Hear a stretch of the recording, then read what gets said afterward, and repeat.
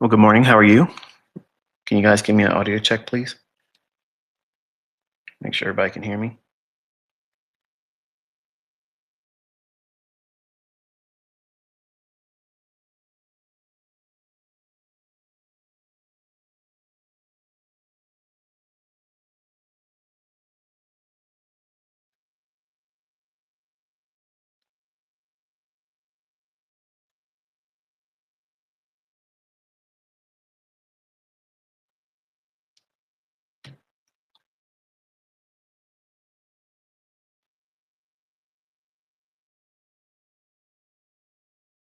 Is the volume okay? Because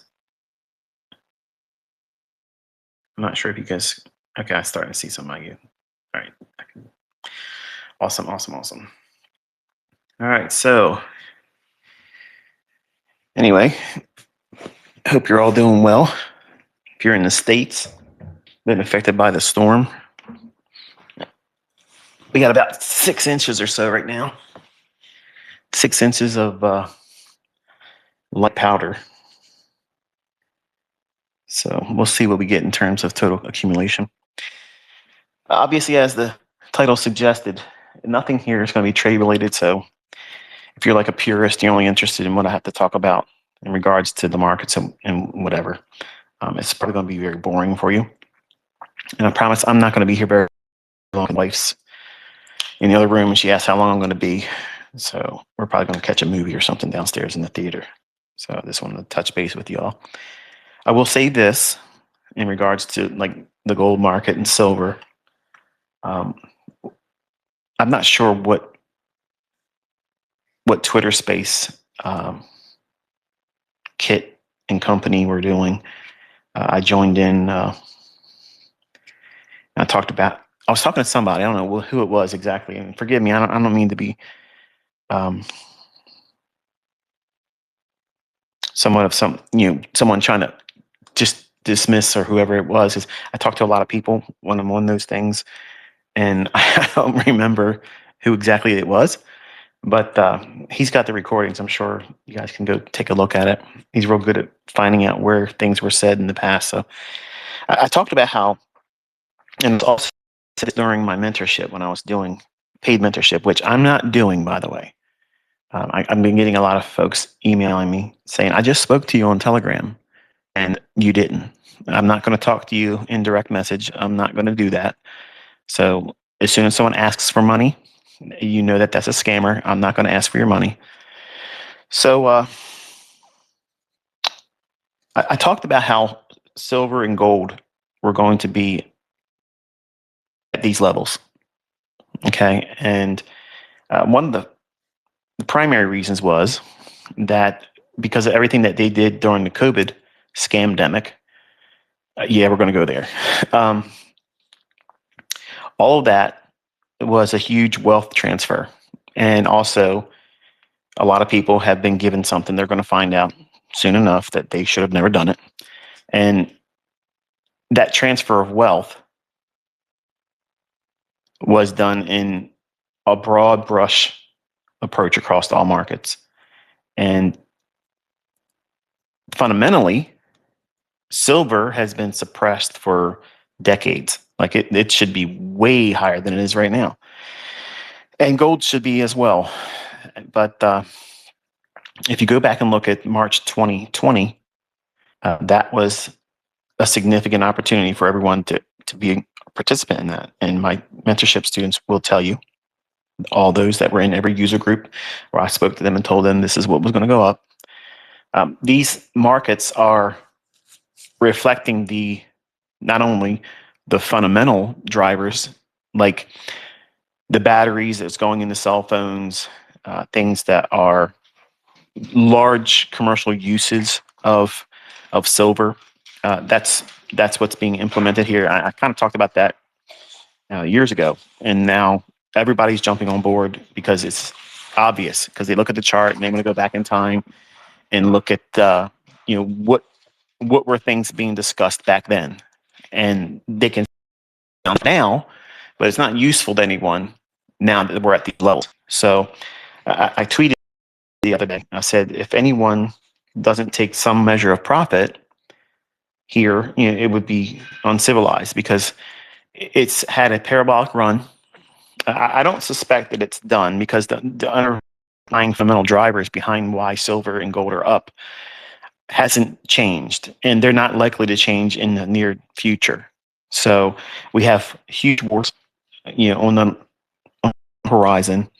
We have a currency war where the BRICS nations are trying to unseat the dollar index or the greenback rather, the dollar, off of the global reserve status. And their pursuit is to have a gold-backed currency, which, I've always said, all we have to do is go back to that, and no one's doing anything. No one's going to defeat the dollar if they do that. The problem with that is them, quote unquote, them. They like to have imaginary money. Okay, imaginary money where they can just keep creating and printing more of it, print more of it, print more of it. It's an imaginary commodity. They can produce as much as they want, write off, as many dollar bills as they want, and they'll still charge us taxes. So if they can print as much money as they want to, why do we get charged taxes? It's for control. So the idea of silver being topped here or gold topping at 5,000, can we have a measurable retracement that's technically sound in both of those markets? Sure, absolutely. I would not in any way, shape, or form try to predict a top or market. I went on the record with Bitcoin, and I know a lot of you like to have fun with me and rib me, and I rib all you back there in the crypto markets. But my students will tell you that I've called every major run in Bitcoin, up and down. Ultimately, yes, I have not changed my mind. It will ultimately go to zero. Okay, it will go to zero once you find out what's eventually going to materialize. No one will want it. Okay, I'll just say that. Okay, and there's better moves and better markets than that. And I think it's seen its best days. And I said that the highest it would go is 126, 127. That's 127,000, by the way. And you look at your charts and you see that. Go out there and fact check me. Ask my students to see if I said that or not. Okay, because these are things that I said behind a paywall, and some things I talked in public, but this I know for certain I said. And I don't think that silver's done. I don't think that gold's done. But I do believe that we're going to see a banking crisis, because not only is there one bank that now is being talked about where they are holding a heavy short position, and the Fed had to come in overnight and bail them out.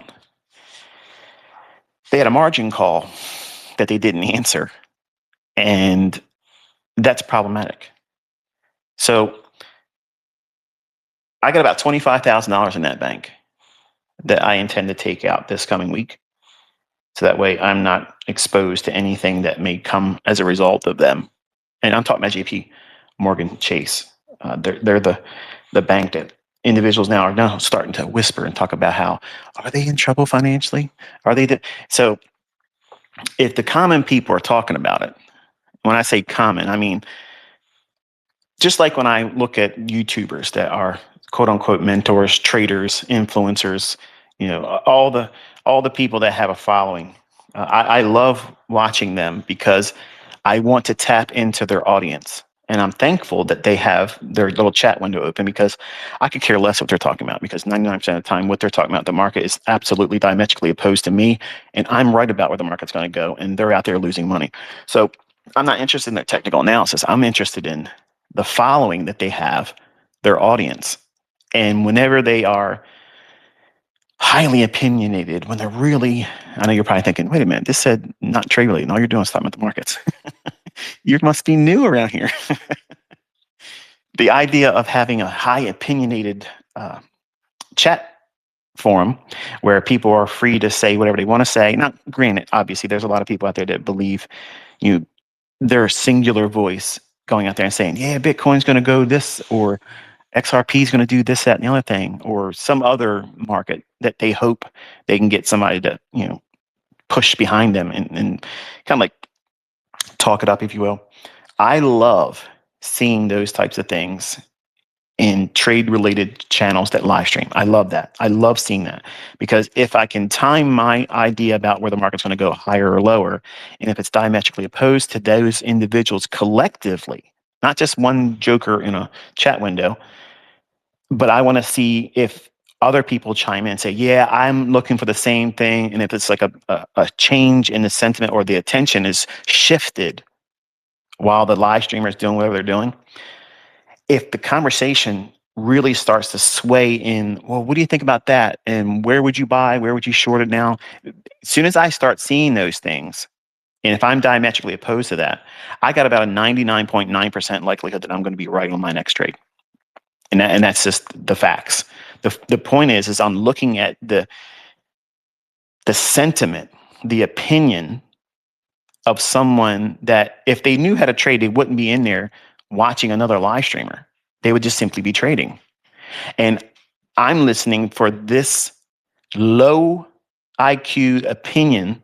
Now, I don't mean that to be condescending. I'm saying that this person clearly doesn't have the aptitude to know what to do as a trader, where the market's going to go next, because if they did, they wouldn't waste their time being in another person's live stream, hoping to get breadcrumbs from their table and even entertain their opinion about where they think the market's going to go. I'm there to see the moments when those individuals that know the least about the marketplace, when to time the market, when I'm able to time the market accurately and I have an opinion about where I think the market's going to go, if at that very moment it's diametrically opposed to the individuals that are watching someone else's live stream and they have their opinion and they're being, well, they have emojis in their posts or they're highly charged with emotions. Oh, it's going to go crazy. It's going to do this. It's going to do that. That right there is one of the strongest diametrically opposed sentiment confirmations that I could have in my own analysis. Now, I say that because I do the same thing with other YouTubers that are homesteaders. Okay. And what is that? People that have their own livestock, they have a farm, they teach people how to live basically in a self-sustained manner. And while I don't fully do that type of thing, I've always been fascinated with it. And I do have some self-sustained things at my own home, but like I don't raise livestock. I've contemplated doing chickens for my own fresh eggs, but I haven't done it yet. And I'm not a gardener. So I don't have a green thumb. Am I trying to cultivate, no pun intended, that skill set? I have over the last year or so. I've been looking at some of the property I have and how I might be able to use that. Considered maybe buying some property off of my own home's property and using it just for primarily, producing food.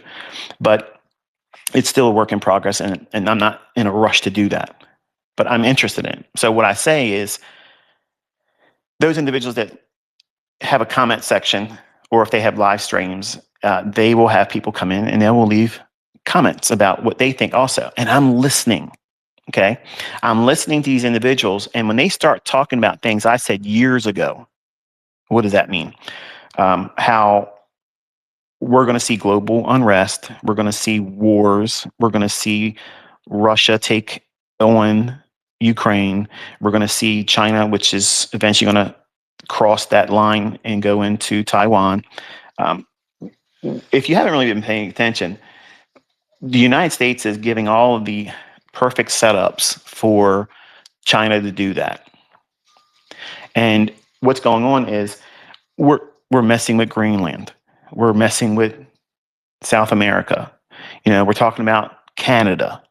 We're doing all these things and we're diluting our focus and our resources in places around the world that will just give the perfect excuse why we couldn't do anything to help you, Taiwan. We couldn't do it. We had too many irons in the fire, and it is what it is.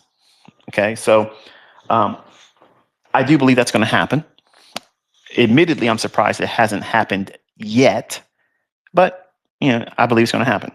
And we're just going to be unfortunately unable and preoccupied with so many things in the States going on and what we're trying to do everywhere else, that we won't do anything to defend Taiwan. And Taiwan will be overtaken much in the same vein that Russia's doing with Ukraine.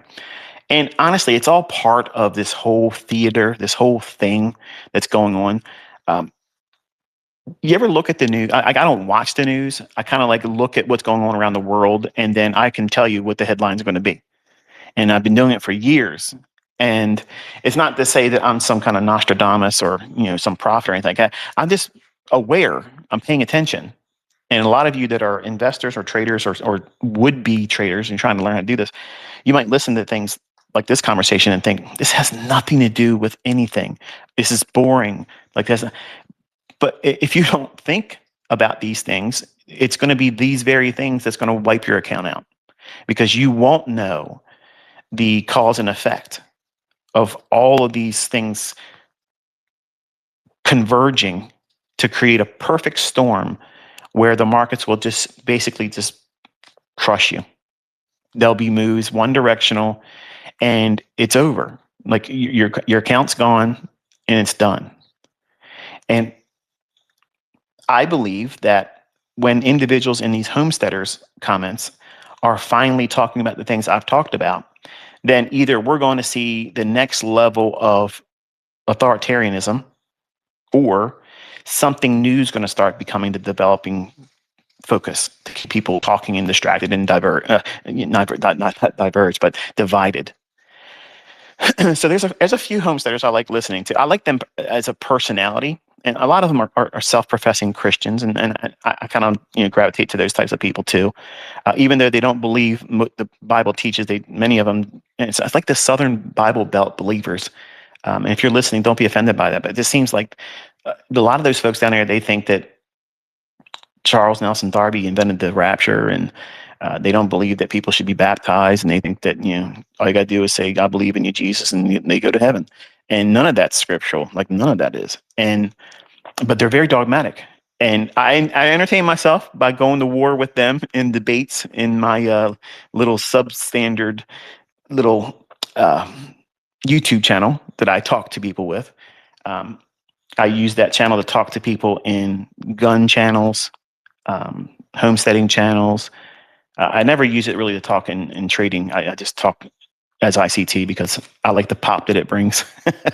But the idea of listening to less informed people that are highly energetic about what their opinions are, and they feel like they're on the high ground.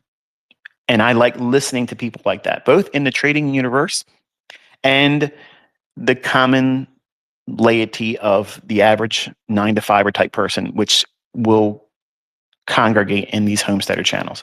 They're down to earth folks. They're just, plain Jane like anybody else. They put their pants on just like anybody else. They're not trying to be mental giants, but what they believe in wholeheartedly. And they don't bite their tongue when they have an opinion. They say what they want to say and they mean what they say. And that's what I'm looking to tap into. So when I see things like, oh, well, we're probably going to have some problems with the elections.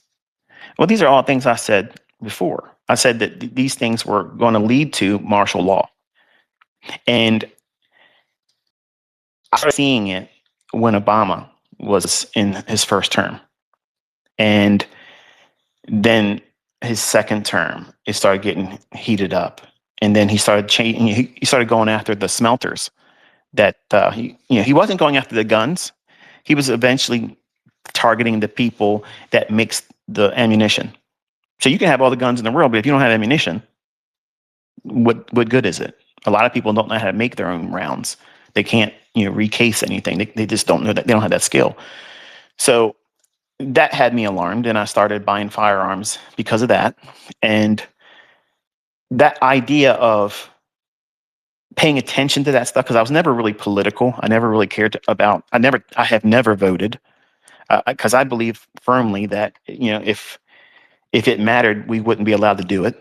And I know some of you are very staunch critics of that perspective, and you'll probably want to come at me for that. And you're welcome to your opinion, but you're not going to sway me on it. Like, I mean, here's the way I look at it. Okay, of anybody that has the freedom to be able to complain about everything. I do, because I wasn't screwed over by anybody that I voted for, and I didn't get screwed over by the person I didn't vote for.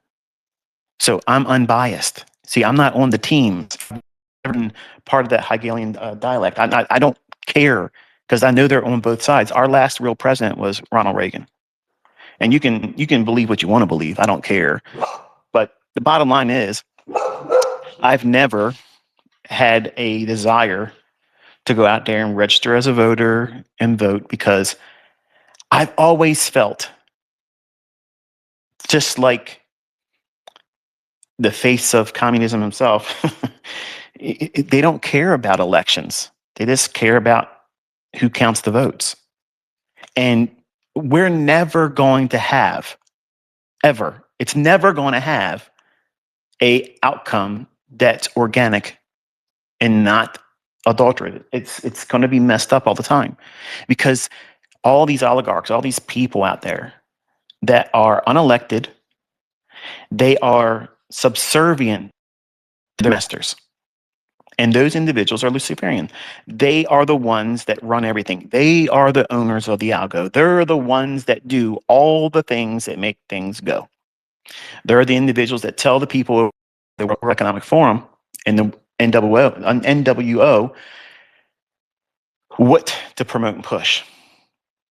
They're employees of these quote unquote lords. Okay.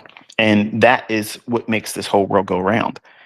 So I'm not of the opinion that, we're ever going to be able to vote these types of things, but to lose your mind over it, to go out on the streets, and create a situation where you eventually get harmed or you cause someone else's harm because your energized opinion, that's exactly what they want you to do. That's what they want you to do. When you as a class of society, when they know that you're looking for a hero, they're going to supply that hero for you. That's what Trump was in 2016. That's what I said on my social media accounts then. I said, I'm looking forward to seeing the election because I want to see if Donald Trump can be elected. And because he's nothing like this politician, I want to see if that's being in there. Now, a lot of people were like, there ain't no way he's going to be elected. There's no way he could possibly win. And that made it further likely, in my opinion, that it was going to happen. So much so that I came out and said, he's going to win. Like, he's going to win. I did not vote for him. I have never, my hand to God, I've never voted. My wife has never voted. We've never done these things. And we're not quote unquote Republican. We're not quote unquote Democrat. We're not independent. We have a lot of conservative views. We don't believe in abortion. We believe there's two genders. We believe that a marriage is a man and a woman.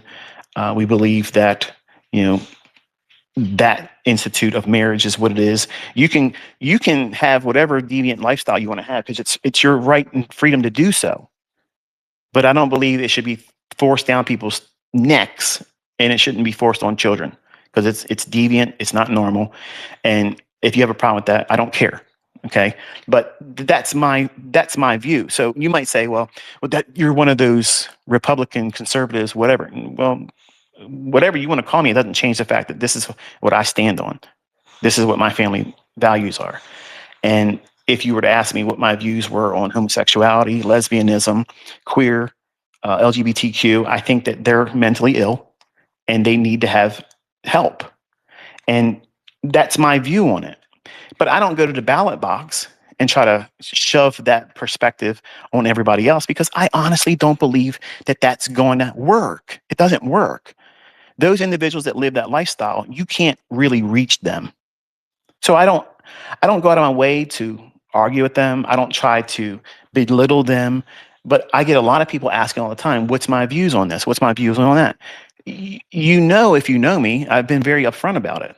And I've said it here again, where if you like me because I'm a mentor to trading, but now you're offended because you live a queer lifestyle or something like that, and now you want to hate me or want to come in, whatever. That's not going to bother me.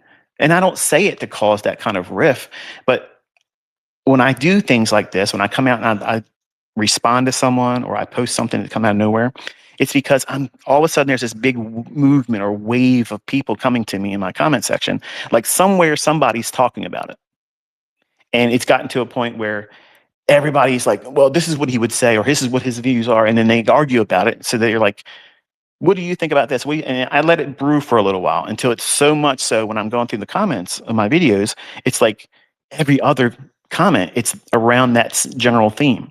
So then I'll come out and I'll do a blanket statement, and here's what it is. So my point in saying all this is that you're seeing them getting ultimately what they want. Them is individuals that are running everything, not just in the United States, but in every country. Look what's going on over in the UK. I facetiously made a post, and I said to my UK friends and pupils, tell me what your thoughts are about getting jailed for anything that you might say that would be contradictory to what the thought police over there in the UK would have you live under. Because that's what you're under now. You have the thought police. You don't have freedom of speech. And I already seen the division in the comment section about that, where people come for, oh, it's not like that because it's this, that, and the other thing. Man, some of you are so gullible. Some of you are so indoctrinated, institutionalized by these individuals that have shaped your mind. And you let your children go to these indoctrination centers that they call schools to get further along the program than you are. That's scary to me. That's frightening because you don't have independent thought and you don't have the freedom. You don't have, well, some of you don't have the safety to speak freely anymore. Do I think that people should be able to make threats against other people? Absolutely not. There's no reason to do those types of things. But I believe that we should have the right to be highly criticized, both giving and taking, but not have physical harm or threats like that brought to us. And our leadership shouldn't have those things either. We can look, like, for instance, like a Chuck Schumer. Okay, every Democrat. I can't find one redeeming individual in the Democratic Party now at all. Now I'm 54 in August this year, and I can tell you, I was raised with an uncle who literally had a lot of inspiration in what I do as a man, what I do as as a finance thinking individual. He's the first person to talk to me when I was in my early teens about becoming a trader. He's always been a Democrat until Trump. But I'll be honest with you, Trump's never changed teams. He's always been a Democrat. He just said he was Republican.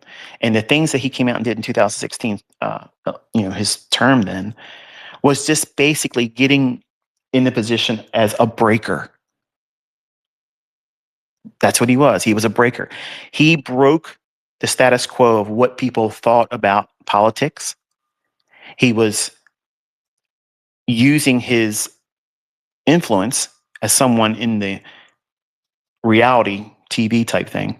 And his name was obviously, synonymous with money, regardless of what people think, oh, he put this company into bankruptcy and he did that.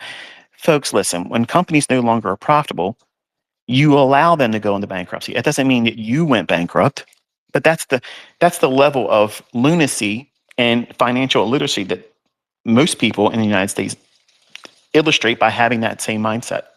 The guy's worth billions of dollars, okay, but yet they think he's broke. He's part of this whole thing. He's part of it. That's what I wanted to see in 2016. I wanted to see how he conducted himself, what decisions he made, and how his interactions with the public and the average person would culminate into results that either improve the overall efficiency as our country, because our country's it's a business, regardless of how you want to look at it. It is a business, and someone that understands business, they're going to be more equipped to be able to do that. And when they do that and they run our country like a business, it's efficiently ran, the markets will run efficiently because it creates commerce, it creates business, it creates trade, it comes with revenue and income. And everybody can find opportunity very, very easy. Now, contrast that, his first term, even though lunacy was all over the place, okay, riots were all part of that first term. And then when the Biden regime came in, because they stole the election, and I dare any of you to say it didn't happen because they literally are finding proof of it every single day now. The point is this: where were the riots? None. None. So we're back into here's Trump. Everybody's expecting 2016 Trump again, expecting the market to be crazy good again. What do we have? More lunacy, more nutsos, more division, more fighting in the streets, more we got to get out there and do something. You're not going to do anything but get yourself in trouble. That's what you're going to do. That's what you're going to do. Okay? The markets are no better with him being in office now. In fact, it's come to a screeching halt. Look at the dollar. Look at the indices. They're in this big block range. They're just grinding people down, grinding accounts, grinding people's patience. They know that your hopes and dreams were on him being in there elect again. And then, okay, we're going to have our well-oiled engine, come to life again, and everything's going to be easy. It's going to be salad days again. And they're strangling everything. And the only thing that's moving is the metals. They're the only thing that's moving right now. Very, very fluid, one-sided, one-directional. And it's several things going on there. Number one, it's a precursor to another world war. It's a precursor to a banking crisis. It's a precursor to the common folk being fearful. When we as traders, we care about the ebb and flow of the marketplace. We have a finger on the pulse every single day, whether you're a day trader or not. If you're in the market and you have any skin in the race, you are trying to always get a fixation of what is the market doing today? What is it likely to do tomorrow? Where is it heading in general? Is it good? Is it bad? Are we in inflationary, deflationary? What are we looking at? Because we have a vested interest in the outcome. But because we're Main Street mentality, Front Street, the average person that doesn't have a 401k, they don't invest in stocks. They don't trade futures. They certainly don't have any cryptocurrency. When I'm watching these homesteaders channels and I watch these people come forward and they have these asinine, ass backwards opinions about what they think their markets are going to do. Like they were all saying that silver and gold were topped out. And that's when I came out and said, they're getting ready to really go up. And it's going to go up a lot. Because they think tops form when they go to high prices. But they don't understand the dynamic behind what's making gold and silver go up. There's a huge underlying engine underneath these markets that are going to propel them higher. Gold, when the BRICS nations said that they were going to have a gold-backed currency and all these nations started signing on to it, that is a formidable challenge for the dollar. And I've said this before. I said it when I was in my mentorship. I said, it's kind of easy, really, to topple the dollar. And it's to do what Putin and China's president have been working on. If you get a large body of countries to say, you know what, we don't like the U.S. when they, come after us because we don't want to do what they want us to do. All of a sudden, we have to have a regime change in our own country. What would happen Okay. What would happen if all of the BRICS nations came together and said, you know what, we don't like Donald Trump and we want to go into the United States and do a regime change? How would you feel about that? Because that's exactly what we do as a country. We go around like we're the police of everybody. And that's one of the things that I have felt uncomfortable about since George Bush Jr. That whole shift in September 11th, 2001. That's when the whole change in narrative started on that day. Now, one can argue and say, well, there was things before that when JFK got knocked off and when this and that and the other thing. Yeah, but it really became obvious in September 11th when those things that we watched take place. If you were alive then, you know exactly where you were that day. You knew it. Something was wrong. Something really, really bad was going on. And I wanted my entire family immediately home. I knew in the pit of my stomach that things were definitely wrong. I watched that second plane hit the building live. I came home and saw the first plane hit it. And I was saying to myself, well, it must have been one of those small planes. Somebody just, unfortunately, had an accident and maybe had a medical emergency in flight and it hit the building. But then when I watched that second plane hit it, that was weird. That was like, what am I looking at? Because at first I thought it was a kind of like a commercial for a movie. And then when I turned the volume up, because I just dropped Cody off at school, and I was sitting with a guy named George Lutz, who I was teaching how to trade. And the market didn't open up. And I remember telling him, because we were talking through internet relay chat at the time, I told him, I said, listen, obviously I don't know what to tell you today, but I have things I have to take care of. Like I have to get my family safe, and that's where my mind's at right now. I'm stuck in a trade in SPOOs.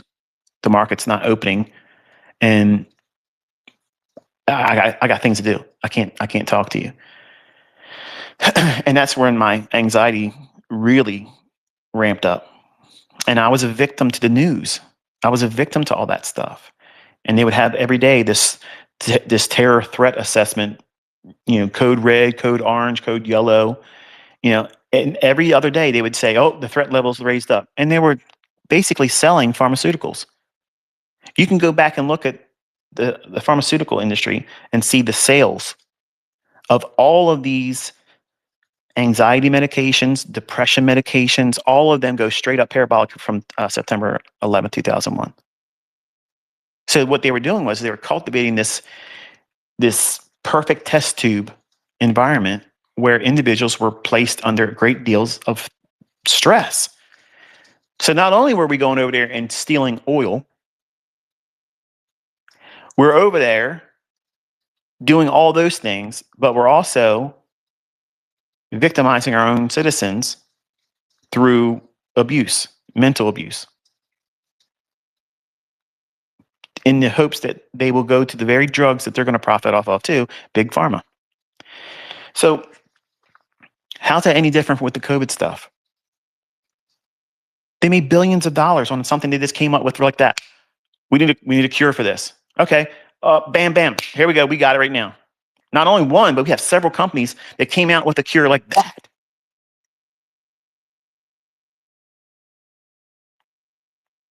But yet none of them have a cancer cure. And there's so many things you can look at and say, you know what, let me take a step back. Okay. And let me just look at the facts about what these things suggest. Who makes the money? Where's the money coming from? What's the dynamic between that? Somebody has to pay. Well, what's the surest way to make somebody pay? You're going to die unless you pay. You're going to die unless you allow us to take some of your freedoms and liberties away. And now when you get on an airplane, you got to get molested. When's the last time we had a hijacked plane? But yet, when you go there, you, your wife, your husband, your children, all getting felt up by strangers for what? You already walk you through a metal detector. Why are they feeling you all up? It's control. It's to take away your sense of identity and I am sovereign. I'm my own person. You don't. There's boundaries. You don't touch them. You don't go past this threshold. And they're conditioning people. They've been conditioning people for years to take less and less of a role of an opposition against some of the things and most of the things you're seeing today. And they do it gradually. That's what they've been doing for such a long time. Take things slowly. That way, you don't resist it that way. Because if they would have come out and said, here's what's going to happen, we're going to put you in a very low population. Most of you aren't going to survive anymore. And you're going to be subservient. And you can't make money. You can't own property. And you will do whatever we say. And if you don't like it, we'll just euthanize you. Who's going to sign on board with that idea? Nobody. But go back through history and see how everything is marching to that tune.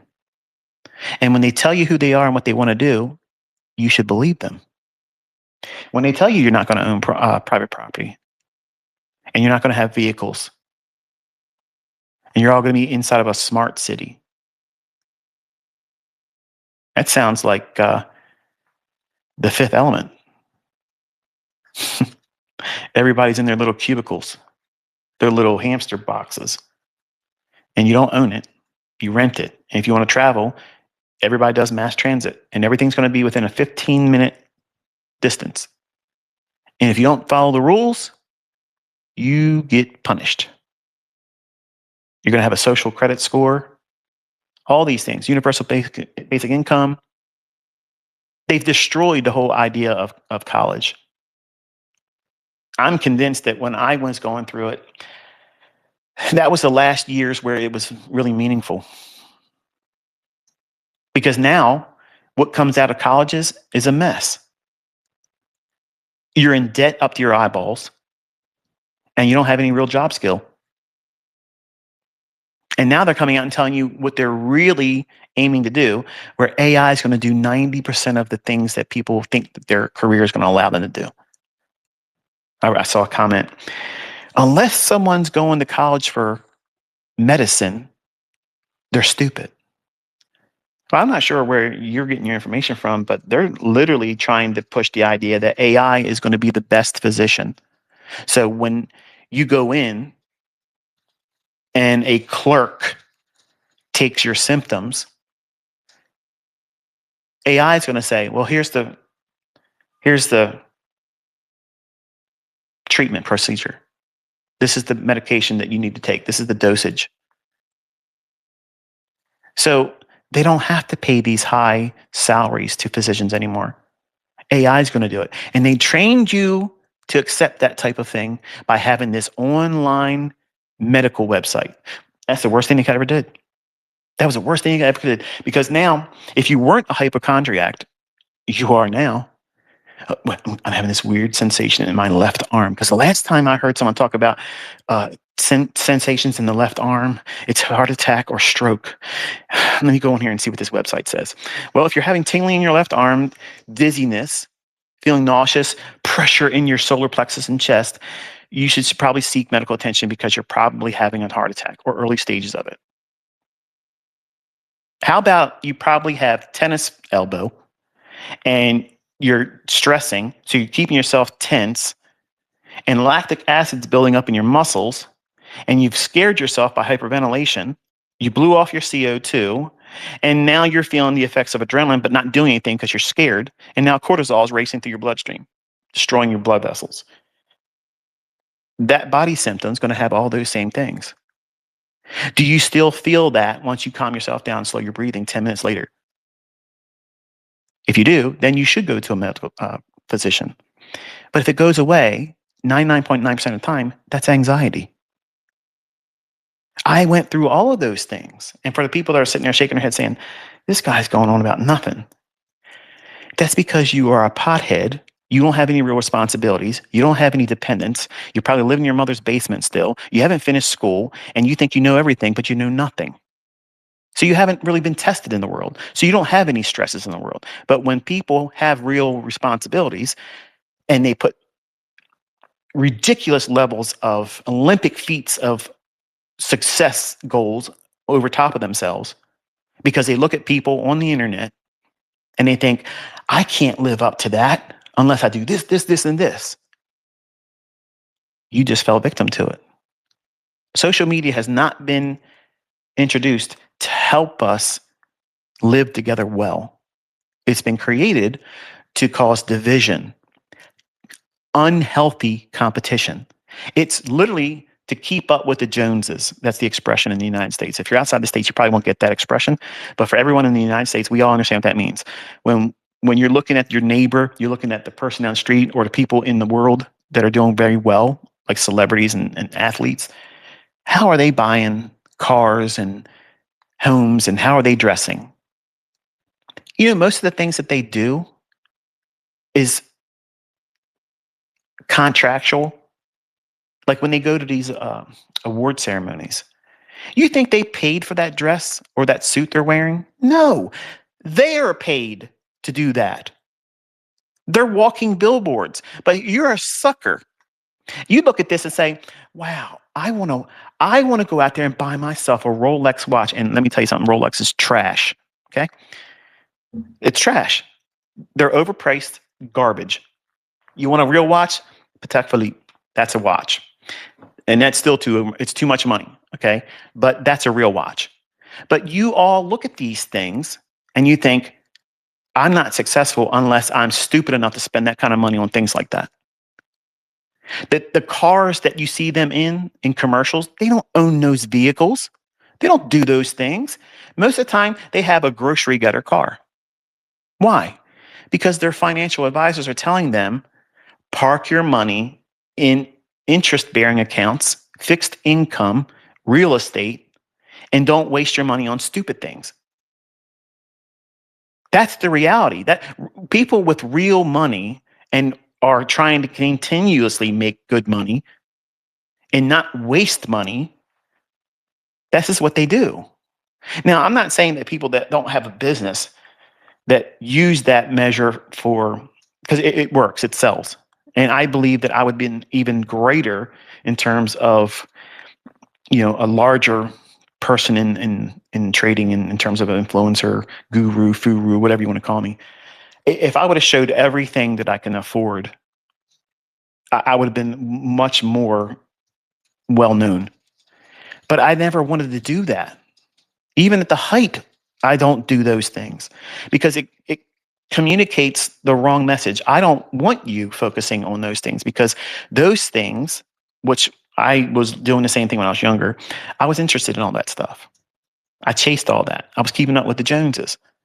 If someone bought this car, that car, they want to live in this type of neighborhood, this house, I was telling them, I'm going to do even better than that. I'm going to do this better. I'm going to have a car that's faster than that. I'm going to buy more cars than you. I'm going to do this, that, and the other thing. I'm going to buy the most expensive shoes, the most expensive watches, and real estate where the common folk would be happy to live in just any old house if they said they liked that person's celebrity house. In my mind, I'm thinking, oh, I'm going to buy something bigger and better than that. That's a trap. That's the problem. And when you look at where we are as a society, not just in the United States, but globally, we're past that threshold of money, wealth, and status. Now we're at the point where we're fighting each other, and our day begins with who can we war against with next and new today? How can we conquer more for our team? And where do they go? Right on social media. They recruit. They want to get people thinking like them. And then come out in the streets. That's stupidity. You're literally giving them what they want. Not the nincompoops that are out there in the streets being stupid and causing a ruckus. The people that pay them. You think all those people up there in Minnesota are up there because they love their position on everything? No. They're financed to do that, and they're being paid a lot of money by billionaires because they want that destabilization. They want that because it's going to cause, in their mind, the dollar to tank, and that collapse on the dollar they'll profit from. They're doing all these things because it's financially motivated and it's control oriented. They want more power. These people are already rich, but they want complete and utter control of everything. They want a smaller population so that way they don't have to worry about elections anymore. Easiest thing to do, cause enough trouble and suspend elections. They have a reality star over there in Ukraine doing that right now. It's been like that for a while. He's an illegitimate president. Just a couple years ago, he's prancing around with pleather pants on and high heel shoes as a goofball. And now he's supposed to be taken serious as the Ukrainian president. Like, we're in clown world, folks. Clown world. And Putin literally came out and said something, or I'm not sure if he said it, but it was a post I saw, this morning. He said the Western world, their problem isn't what they think it is. It's the fact that the people that are in power are drunk on power, and they want just that. And that's where the real problems are. And he nailed it on the head perfectly. That's the truth. That's the truth. And I don't see a way out of it for the United States. I don't. I don't see what we have is broken. It's broken. I have no faith in the elections. I have no faith in not one senator on either side of the aisle. Not one of them. All of them are tainted. All of them. All of them are. They're all on the take. They're all profiting from it because if they didn't have something to gain from it, they wouldn't have supported a lot of things they've done, or they wouldn't sit back quietly and just not participate. They're just going along with it. And that, to me, is very problematic. And we are slowly being funneled into the same types of things that you're seeing in the UK. You can't speak your mind. Let me tell you something. Nobody should have the right, I don't care what country you came from, just because you have it hard there doesn't give you the right to come here on a free ride, paid to be put up in homes that you don't have to pay rent for. You don't have to pay for your own groceries. You don't have to pay for your cell phone. You don't have to pay for your own health care. And then you have the luxuries of bilking the taxpayer with fraudulent companies, milking them, which is my tax dollars and your tax dollars in the United States. And then when they get caught, they get tossed right back out on the street by an activist judge. You don't see there's something wrong there? Everybody's on the take, and they know that people are going to talk about it. I'm talking about it, but I'm not going to go out in the street and be stupid. I'm not going to invite you to go out there and go in the streets and do something stupid either. I'm telling you, don't do those things. Observe what they're doing, understand what they're doing and the motivation behind it. It's because they want destabilization.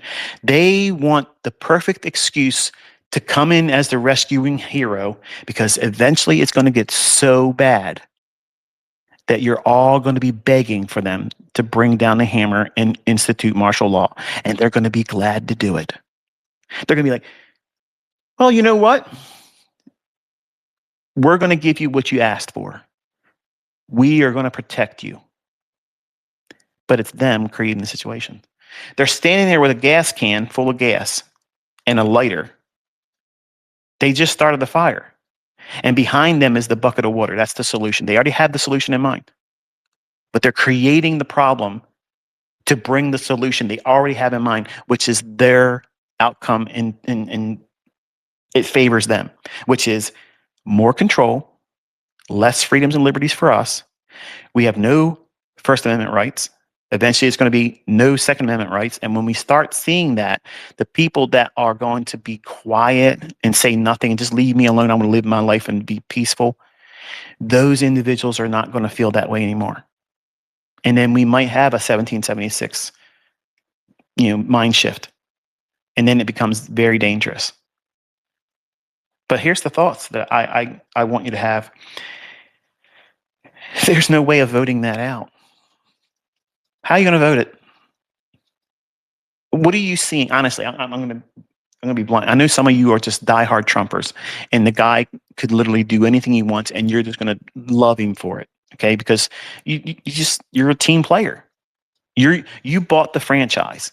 Okay, you're just like the Ravens here. I don't watch football. I can't stand it. I can't stand it. Now, that's not entirely true. I watched a couple college games, and I felt more involved in watching the college players' games than the NFL. I think the NFL is like the WWE. It's scripted. There's so much money behind it, and if you had to have that many referee, I was going to call them umpires. That tells you I don't know anything about football. But if you have to have that many referees, that means you have a lot of influence on the outcome of the game. So if we have corruption like in sports, well, that same thing would happen in elections because there's much more money in the outcome of elections. Lobbyists, people coming in and having greater influence on the outcome than we do with our vote. I'm not convinced that there's a solution to that because what do we have to choose from? Think about it. We got a president right now that is literally saying he's going to take Greenland, which is a NATO country, and it's already a partner in the past with us. We had 17 military bases on this country, and they were glad to let us do it. And if we needed to put more of them on there, I'm certain they'd be like, okay, no problem. It's done. It's handled. So why is it that we have to take them over? We got to take their country from them. I don't feel comfortable with that. I think that's a problem. We're not entitled to that. Like, why is it that the United States does this to countries that really can't fight back? Sure, we went down to Venezuela, we removed the guy. But what are they going to do in response? Why don't we go there? We had all these problems with Putin. We had all these problems with Xi Jinping. Okay. We have all these problems with Rocket Man. What's his name? His name escapes me. North Korea guy. I can't. Kim Jong Un, or I think it's what his name is. Something like that. You know, why didn't we go over there and stir up the nest over there? Because Big Brother China will get involved. So I think we are like a paper tiger. We only do the things that we're going to do to countries that we know they can do nothing back. Okay. And you might be a veteran. You might be someone that's served in the country, something I have not done. And I will be the first one to shake your hand and say, I thank you for the opportunity to be in a country that you risked your life for. And I came from a family that had every branch of government.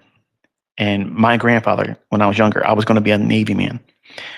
And he told me straight up, he saw it during his lifetime.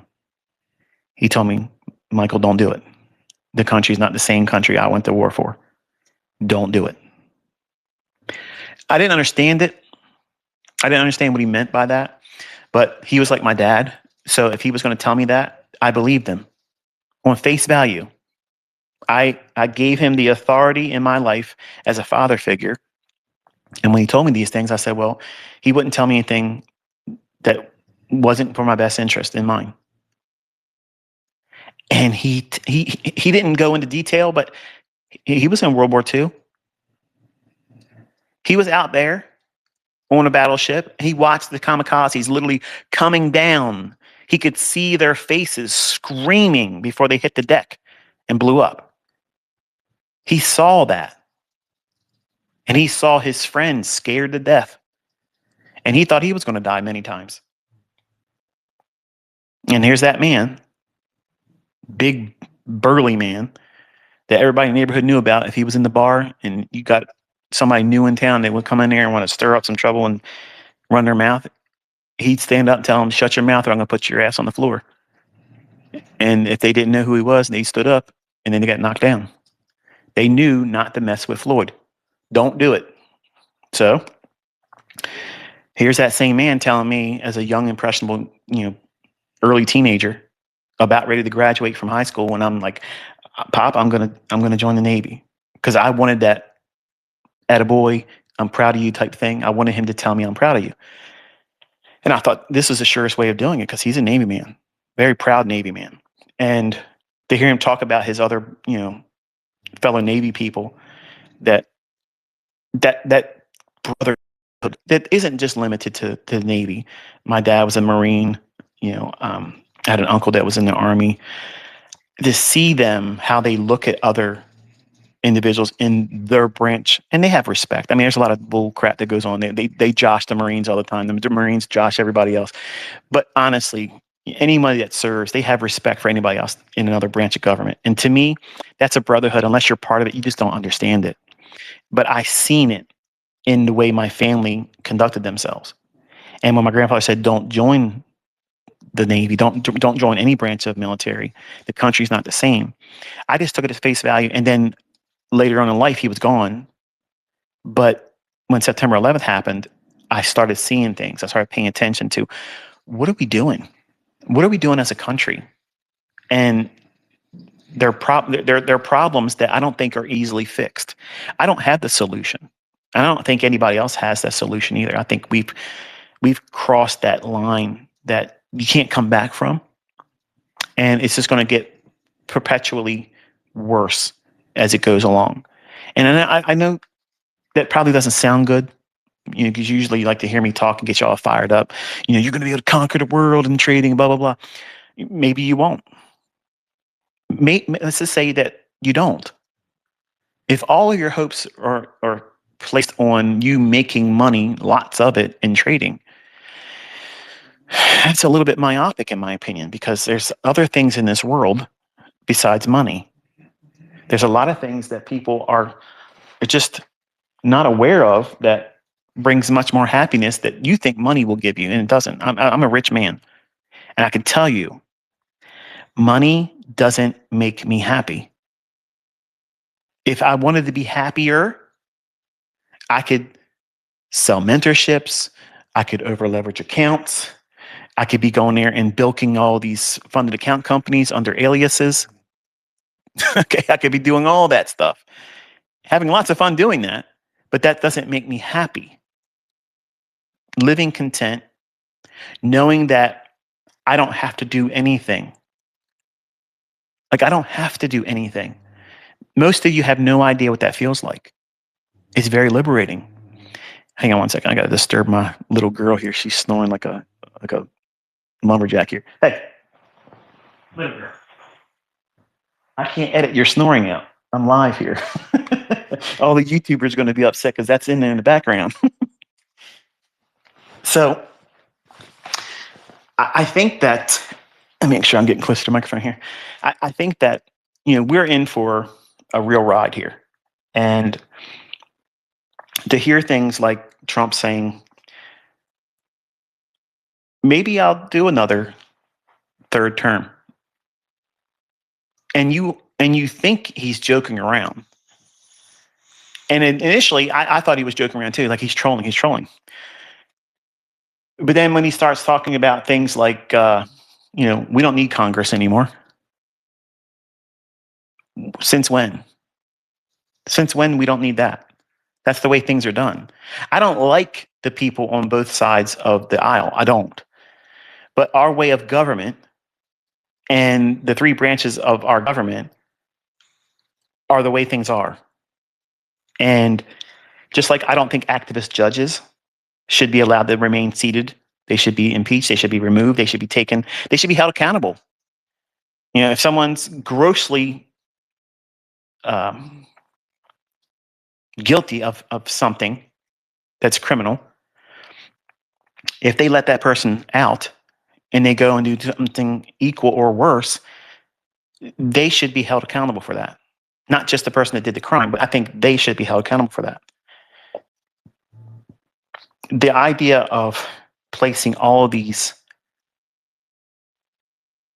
opposition judges, that was started during Obama's tenure as the president. the illegitimate president, the Kenyan, because that's what he was. That's what he is. You know, the guy that's married to Michael, my Michelle. Yeah, how about that? Um, he put all that stuff out there, and you've seen how effective it was in causing the excuse why certain things couldn't get done that everybody was hopeful for in Trump's first term. And then when the beast that was and was not and shall be, I mean, Trump, by the way, when this person was elected in 2016, he failed to get there in the office again in 2020. But then he made his way back in there. So now everybody was expecting what? The same thing, just a sequel, but more of it. What do you have? Where's all the no more wars? I don't see that. I hear about new wars happening all the time. We're literally going in there in other people's countries and taking over their country. When is it legal for a president to go into another country and say, okay, I'm going to take your oil and it's going to be better for your people that I'm taking your oil and I'm taking the money and I'm putting it in an account, offshore account, in my name only, and I'm going to oversee what we're going to do with the money. Does that sound kosher to you? Like, I'm going to be honest with you, that's kind of weird. Like, it feels like I woke up in another dimension where there's no sense at all. Like, we're in Looneyville here. In no timeline ever has that ever been something that would be viewed as, oh yeah, that's only up and legal. It doesn't make any sense to me. And people are just walking around that are supporting Trump. They just think it's okay. And I think they have been beaten into submission to whatever that man says is the truth. Whatever that man wants to do, it's okay and justified. And any president, male or female, regardless of the background, whatever side of the aisle they're on, they have to be reined in. They have to have some capacity of control over top of them. They just can't do whatever they want to do. That's lawlessness. That's lawlessness. And if the person that's in charge is conducting themselves in a lawless manner, what message is being conveyed to the citizens of the country? The law doesn't apply to them. So if it doesn't apply to the highest person in our country in terms of commander in chief, if they're not subject to the law, then what are the people, the citizenry, going to think about themselves? That they are not underneath the law either. And then you get what is going on in the streets now. Lawlessness. And now they created this whole business of here's the ice baby coming out there. And they're going to stop all these Somalians coming into the country. Are people being arrested? No doubt people are getting arrested. I'm not convinced that that's what they're there for. I'm convinced that they want to create the problems that you're seeing now. Because it's wintertime, folks. The crowds aren't that big right now because it's cold. It takes a lot of money to pay for those people to be there. But when the weather breaks in the springtime and going in the summer, it's game on. All the nutsos are going to come out. All the hardliners are going to come out. All the anti-Trumpers, all the Trump supporters, everybody's going to come out there. And then things are going to exchange from both sides. And it's going to be allowed to happen for a little bit of time. And then when all that stuff kicks off and the average person realizes how unsafe it is to go out in public anymore, just to go to the grocery store, you run the risk of getting yanked out and pulled out of your car and jumped because they think you are a ICE supporter or a Trump supporter or you're an anti-Trump supporter, like whatever team that you think you're on. I'm going to be honest with you. I don't care what side of the aisle you're on, what you believe. If you stand in front of my car and you think that you're going to do anything with anybody in my family in that car, you think that you're going to do that? You are a speed bump to me. I want to see how fast I can go over top of you. I'm not worrying about the outcome. I'm going to run you over because I feel like you're endangering my life. You're endangering my family's life. And I don't care what anybody else says about that. When people do that, you're acting like a barricade. That's threatening. And I feel like I can handle myself. Certainly, I could handle myself when I was a younger man. Even then, in my prime, I would still do the same thing. Because if you're outnumbered, it doesn't matter what you think you can do, how you can throw your hands, or how many brass friends you have on your hip. You can't take care of all of them if they're trying to yank you out of the car. I was a younger man, and when Rodney King got beat up and abused by the police back then, and they were doing the trials and whatnot, I was downtown in Baltimore City, and I got to tell you, I was the only white guy in the area, and I had bags of money coming out of vending machines in my hands inside of a milk crate. I just serviced the machines I was in. And I literally was scared to death of what was going to happen. I tried my best to get through that part of town as fast as I could. And it wasn't very long where things were on fire. They were smashing things up. People were getting yanked out of their cars, stomped on. Man, I was going up northbound on 83. I was so thankful just to be out of there and heading back to Owings Mills, Maryland to drop my truck off, let my boss at the time take the money, cash it out, and then I wanted to go home because I was thinking to myself, it's going to get wild. It was. It was wild everywhere. People were fed up. They were just they're getting to the point where they're going to pop off. So one man got stomped on, and a lot of the country states had civil unrest because of that. Maxine Waters literally was jumping up and down cheerleading when a trucker got yanked out of his truck and smashed in the head with a brick. The same woman that said, get in their faces, don't let them feel safe in the public. That's what we have as leadership. That's what we have. So we're being led by leadership that are corrupt because she hasn't changed. She's no better than she was when she was a teenager. She's just richer for it.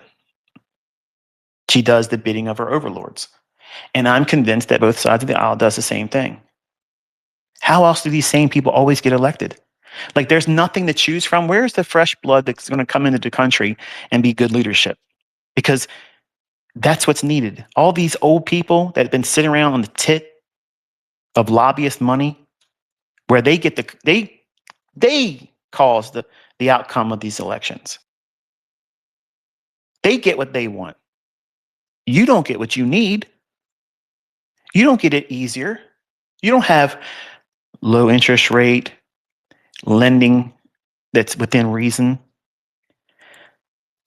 an economy that has a very healthy job market where people are coming in and it's not just one or two segments of the marketplace where everybody has a livable wage because we're not getting screwed. Think about it. Not one of these people ever can do anything to make things better, but they keep getting richer and you keep losing liberties, freedoms, and the noose around your neck is getting tighter and tighter and tighter. And the only thing that changes is the animosity you have for your neighbor because you think it's their fault that they voted these people in, and they're not voting them in. These people are getting in because they're rigging the elections, but they're telling you it's those people that voted for them. So what is it going to do? It's going to cause you to hate that person with the blue hair, the nose rings, the people that have the T-shirts that have "Make America Great" and hats. It's this team mentality, and they take football mentality. They want to take the Pittsburgh Steelers. I gotta make sure. I gotta check myself. Is it Pittsburgh Steelers, Pennsylvania Steelers, or Pittsburgh Steelers? One of the two. Okay, you know what I'm talking about. And the Baltimore Ravens. They're rivals. Okay. I've watched these guys have fist fights over games. Like, like they're sleeping with these players and their boyfriend and girlfriend with them. Like you can't do that to my man.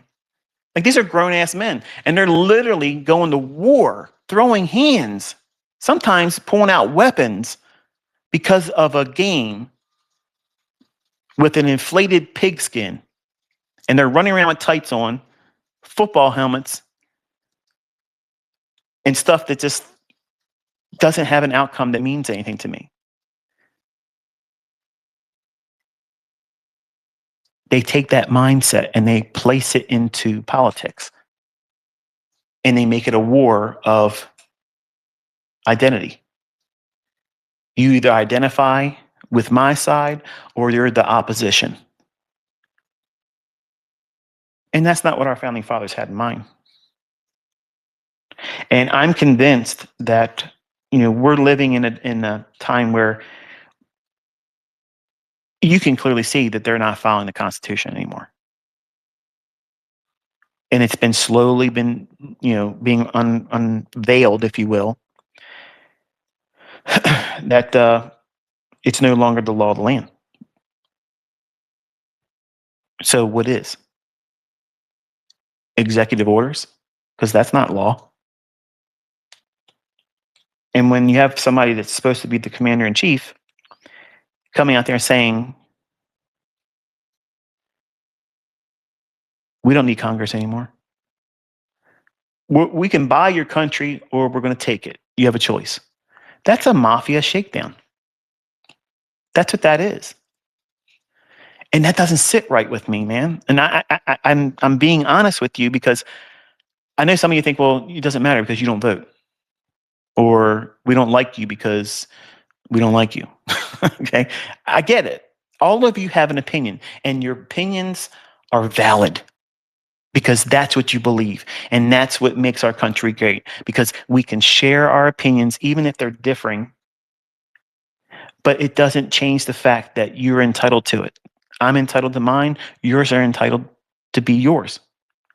And it doesn't matter. I don't need you to subscribe to the way I see things. I'm certainly not going to subscribe to what I see majority of people do. I'm a contrarian at heart. I want to know what everybody else is doing because I'm the first one in line going the other direction. That's what I'm looking to do all the time. I'm not in the business of going out there and risking my life, my well-being, my net worth, my family, my properties. No, I'm not worried about anything that all these people in other countries coming over here and they do things like that. Listen, I can't stop that. But I have an opinion about why is our country, first of all, allowing it to get to that point. Like, what was Tim Walz and his government in Minnesota doing the whole time he's been in office? Like, you don't know this is going on? And I'm convinced that it's happening in other Democratic states too. Maybe even in all the states. Maybe Republicans are on the take too. Maybe we'll find out later on they're on the same thing. Or maybe they're doing something equally corrupt, but just not doing it through that medium of home health care fraud. Maybe they're doing something else. But we'll never pay this debt back. It's never going to get paid off. It's never going to get paid off. So when a country's on its last leg, what do they always do? They rob the treasury. They take all the money. And that's what you're seeing. You're seeing them go for the jugular and just take everything they can before it dies. And they don't care that it's visible now. They don't care because it's so far gone that you're not going to change it by voting. There's nobody in either side of the aisle that's going to stand up and do the right thing. And even if there was someone that came in, there's too many of them in positions that are going to oppose them. And that's alarming. And that's the reason why I don't vote. That's the reason why I don't worry about these types of things. I live in my own lane. Sure, I have an opinion. Sure, I'm probably going to make a lot of you angry or disenfranchise you as students because I said what I say here today. If you allow my opinion, my personal opinion, that has no bearing on me as an educator in trading to sway um, your continued interest in what it is I teach. You're a casualty to the very thing I'm talking about. You became emotionally sensitive on matters that have nothing to do with you learning from me about the market. And I don't really need you to learn from me. I mean, I'm reminding you that you are in a position of choice. You have a real choice here. But when you go to the ballot box, you don't have a choice. You have the illusion of choice. You think that you have the choice of voting for one person over any other based on your opinion about how they promise to lead.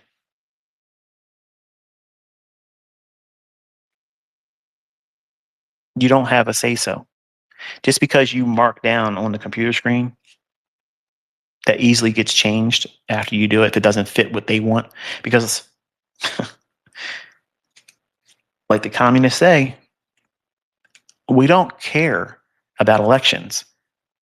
They just care about who counts the votes.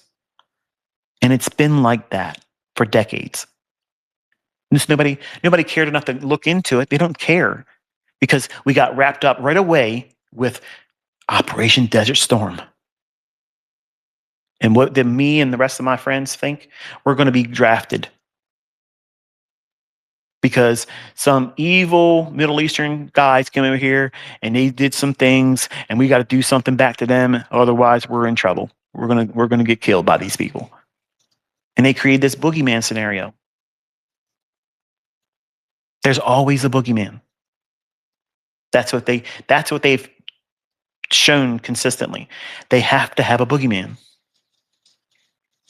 And COVID was a new variant boogeyman. You couldn't see him. You couldn't smell him. Well, I guess you could smell him. I had a weird, like a metallic taste and smell for a couple months. But other than that, you didn't know it was there. And apparently, it had an effective range that as long as you were sitting down in the restaurant, it wouldn't get you.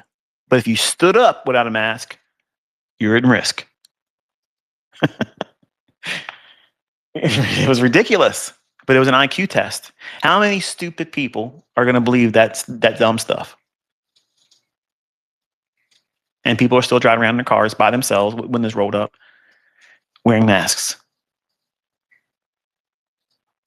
And it's coming out that the shot they gave everyone has caused more harm than help. And they literally came out and said it was not ever going to prevent the infection.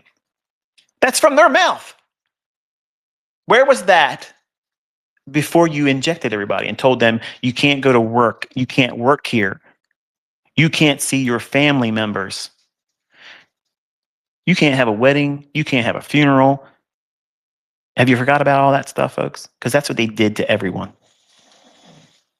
That's what they did to everyone. My wife couldn't visit her dying aunt, and she died alone in a hospital because of that bullshit. They have yet to have a funeral for her, and you should see the scars that's left from that. Like it's disgusting. It's disgusting.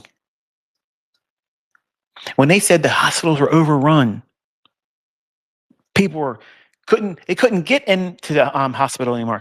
You're running the risk of not being able to be treated. There's no beds available in the hospitals right now. Do you know what I did?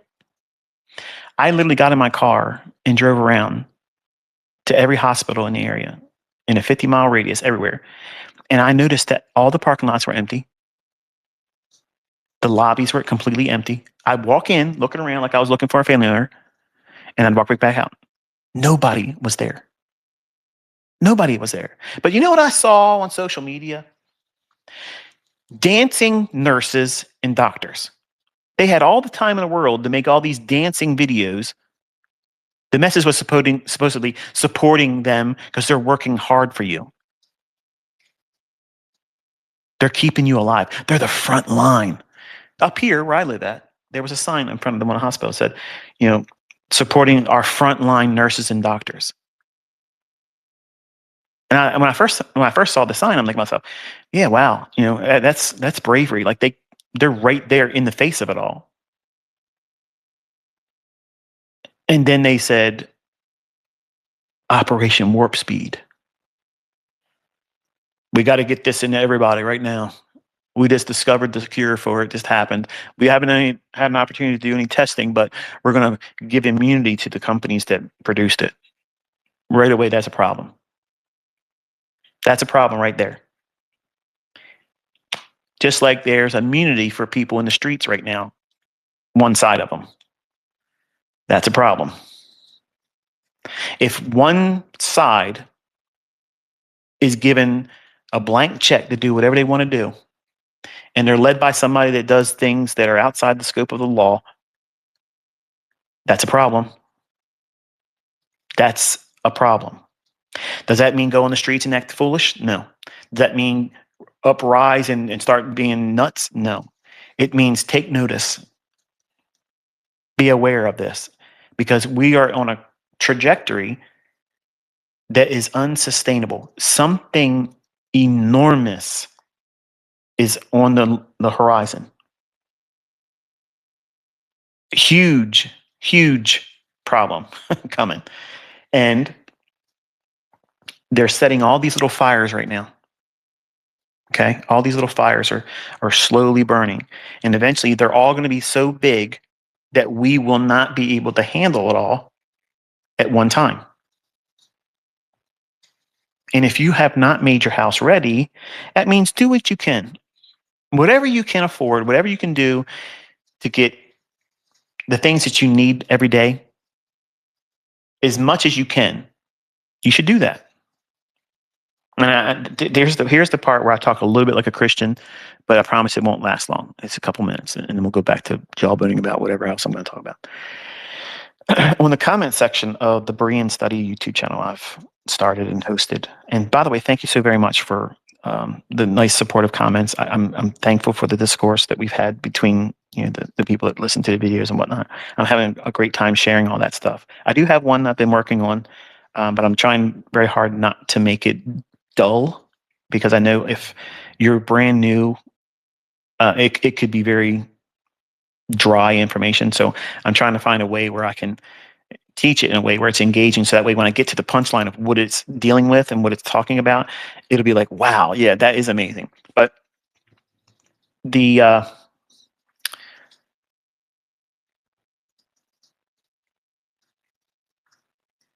comments are coming to me like this. They'll leave a comment on the channel, but then other people that I guess are a little embarrassed or whatnot, or they don't want to be disrespectful or viewed as being disrespectful. And I have a lot of respect for that. They'll ask me an email. They'll say, please read this email. It's important. It's urgent, urgent, urgent. So of course, naturally, my eyes going to jump to that and say, okay, what's this all about?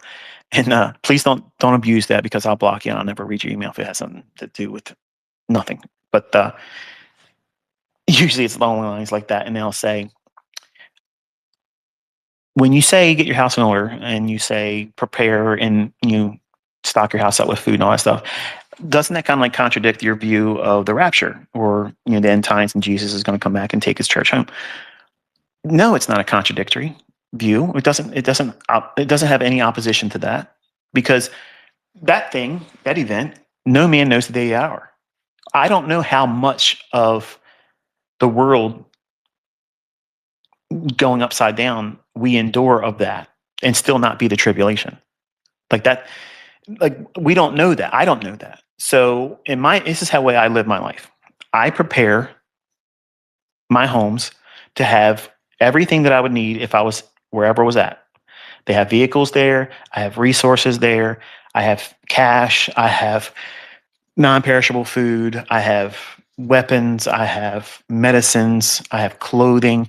And I have lots of extra things in case someone from my family or friends need to bed down with me. So that way, it's not just me that I'm taking care of, but I have enough to take care of friends and family. So I'm trying to be a good steward with what the Lord has given me. And because I don't know the day or the hour, I'm not living in fear. What I'm doing is I'm preparing so that way, number one, I'm making the cost of things way cheaper because I bought things in bulk in advance. And when I do buy, I buy in bulk all the time. So I'm not going out there and paying premium prices on individual things. I buy things I eat. I buy things that my family eats. I don't buy junk food. I don't buy chips and ice cream and candy bars and things like that. I do get simple sweets because I have young family members like nieces and nephews. If they end up in my home, you know, a kid that's bored or cranky or whatever, give them one little piece of candy, it changes the whole demeanor. So I have things like that, but I don't think that having your house prepared is limited to just what you can have in there in terms of food, water, medicine, and you know resources. But it's also get your house ready with the Lord. That way, you don't live in fear. I don't live in fear. I'm not worried about the things that's going on around the world and think, "Oh my goodness!" When I was 20 years old or so, yeah, that's how it was. I was fearful all the time. I was a weak man then, very very weak. I was very much influenced by what the television was telling me through news, and I could have anxiety attacks all the time just by the opening headline. So one of the best things I ever did was stop watching television. Now I have 9 televisions in my home. That's not counting the screens that's in my office for trading. Just 9 televisions. Okay, and the only thing they ever play, if they play anything, is old TV shows where it was before all the woke bullshit. It was back when movies were good and actors were good, actresses were good. The plots were original. They were not sequels all the time or remakes of stuff that's already been done dozens and dozens of times. Or it's just documentaries. I like documentaries. So I'll watch things like that. But I'm not literally watching screens much at all anymore. But I have them in my home. But when I stopped watching television, the byproduct of that was I stopped watching the news. And I noticed that my anxiety levels went way, way, way down because I wasn't worrying about things I had no control over. So what do you have control over? You have control over what you buy and accumulate in your own home and what you place in front of your eyes. And the word says, don't put anything that's wicked in front of your eyes. That is not only things that are profane, like pornography, um, unsavory things, but it's also watching people like that. There's a lot of people I used to watch I won't watch anymore because they're just filth. Like it's just filth, and it's disgusting. And the only thing they're doing is constantly talking about someone else. Many times it's me, but when they get really really vulgar, I can't watch that. Like I can't watch it. And if they talk in a way that now don't get me wrong, I am capable of saying a cuss word. Okay, I know it's hard for you to believe, but I'm capable of saying it once in a while. Okay, and I have to repent for that. But I'm not out here saying vulgar things for the sake of being vulgar. It's not something I want to place myself in the audience of. So when I started removing myself from those types of things, I noticed that it had a huge impact on a positive way, where I don't have the anxiety, I don't have the uncomfortable uneasiness, and it allowed me to think about things on a more wholesome level. And when you're balanced and your life is like that, um, illness is rare. Your, I guess your body allows it. It allows you to rest. You sleep better. You just, I don't know. I guess all around your life just gets better because you're not constantly trying to figure out what the next thing's going to be, and you can't control it. So that's why I'm glad I never got involved in the voting, because when I was younger, I was very, very opinionated, and I had to have my way. Okay, they named streets after me one way, and if you weren't doing things the way I wanted it, I had nothing to do with you.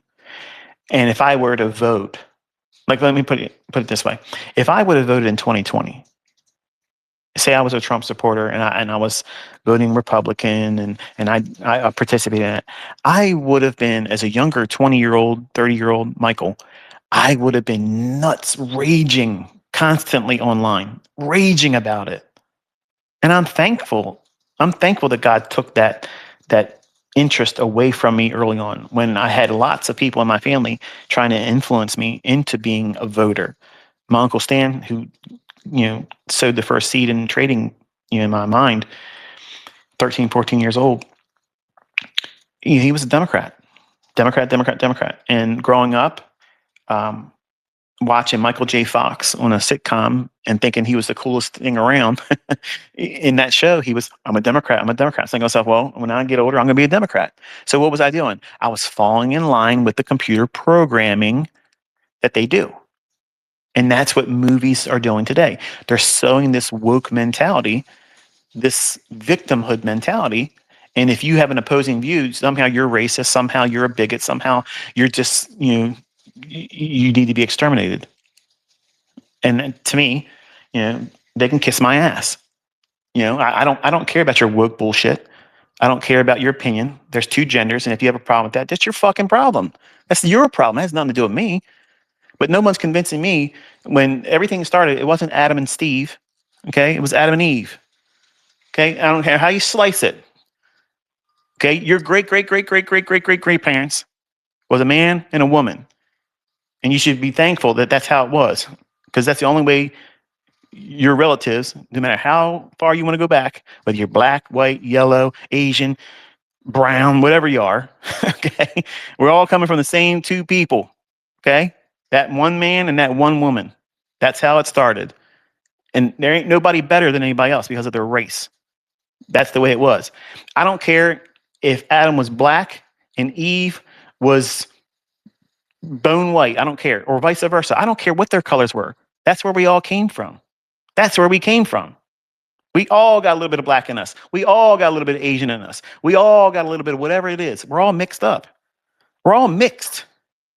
We all came from those two people. But you get tied up in this tribal mentality, black and white, Muslim, Christian, Republican, Democrat, woke, not woke. I'm not going to put myself in that horseshit. I'm not going to do it. But I'm not going to make up some nonsense to try to fit in either. I'm going to say what I believe is factual, it's truthful, and it's not meant to be argumentative. But I'm also going to defend my position and say, I'm not going to think like someone that has mental illness. And I'm not going to champion people that have mental illness. I'm not going to lift them up and say that they're worth following and look their pillars of the community because they have a mental illness. Because that's what is on today. And that's how we got ourselves in this situation. So when you look around, I know I'm getting cussed out right now. I'm unsubscribing this asshole, blah, blah, blah. Whatever, man. Okay. I'm not here for that. I'm being real. We're having conversation. If we were out going about town and you were friends with me and we're sitting here having a drink or whatnot, I don't drink alcohol, but we were having a drink and we just got on a conversation, and I was your friend, you're my friend, I would feel comfortable talking like this way with you, knowing that you see me as your friend, and my friend can have a differing opinion about something, and it doesn't change that friendship. It just means that, hey, they see it differently than I do. But because they're my friend and I love them, I can tolerate their indifference to what I believe in. Because it isn't going to change how I live, and I'm not going to change how they live. I'm a practical person. I know what I believe in, and I understand that people are going to have different views. If you want to go and sleep with the same sex and have a lifestyle like that, I know enough that I'm not going to change that. I'm not going to have any influence over that. But I don't like the idea that when I grew up, everybody, we would go to comedy clubs, okay? And when the comedians would talk about gay, lesbian, queer, blacks, white, everybody in the audience was a part of these categories of people: white, black, gay, queer, bisexual, whatever it is, okay? We were all in the audience. And no matter what that comedian would say, we would all be laughing our asses off. laughing our asses off. Everybody had a sense of humor. Nobody took it personal. We all understood that, hey, you might sleep with somebody different, okay? And you may choose to live your life a certain kind of way. But you know what? Heterosexualism wasn't shoved down your throat every day. Gays didn't shove it down our throats every day. They weren't trying to go into schools and convince little children that this is a normal thing, no matter what you are, heterosexual or queer, lesbian, gay, whatever. Children shouldn't even be exposed to that at all. Why would you bring someone that young into a conversation about something that's like an adult conversation, sexuality? That's perverse. There's something inherently wrong about that. And in Generation X is what I'm part of. We were the last give a fuck generation. We cared about each other. We could get along with everybody. Okay. Comedians could talk about blacks and the blacks would love it and laugh about it. And they would talk about whites and we would laugh and we'd all love it. Okay. Gays and lesbians would get cracked on all the time and they would be pissing themselves in the comedy clubs right next to us. And we would not walk out of the club afraid that they were going to bust us up outside the head or stab us because we laughed at a joke. Everybody nowadays is so full of shit. They have a problem. They have an inherent problem that's a you problem, not a me problem, not an us problem. It's a you fucking problem. There's something wrong with you in the way you think because your head's too far up your own ass. You have no sense of humor. You take everything literal. You take everything as an attack, and you have no other way of except this is going to be my way. And if you're opposed to that, F you. Something needs to be done to you because you don't look at it my way. And that's what's wrong with today's world, man.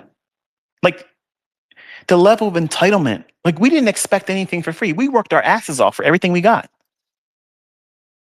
We worked our asses off. But you today, if you got to wait 5 fucking minutes to get anything given to you, you waited too long. It's 2 weeks fucking late. You should have already given this to me for free. You're an asshole because you made me wait. Man, that would have never flown in my generation. We don't think that way. We didn't think that way, man. It was alien to have that mindset. But that's what you see around the world today, right now.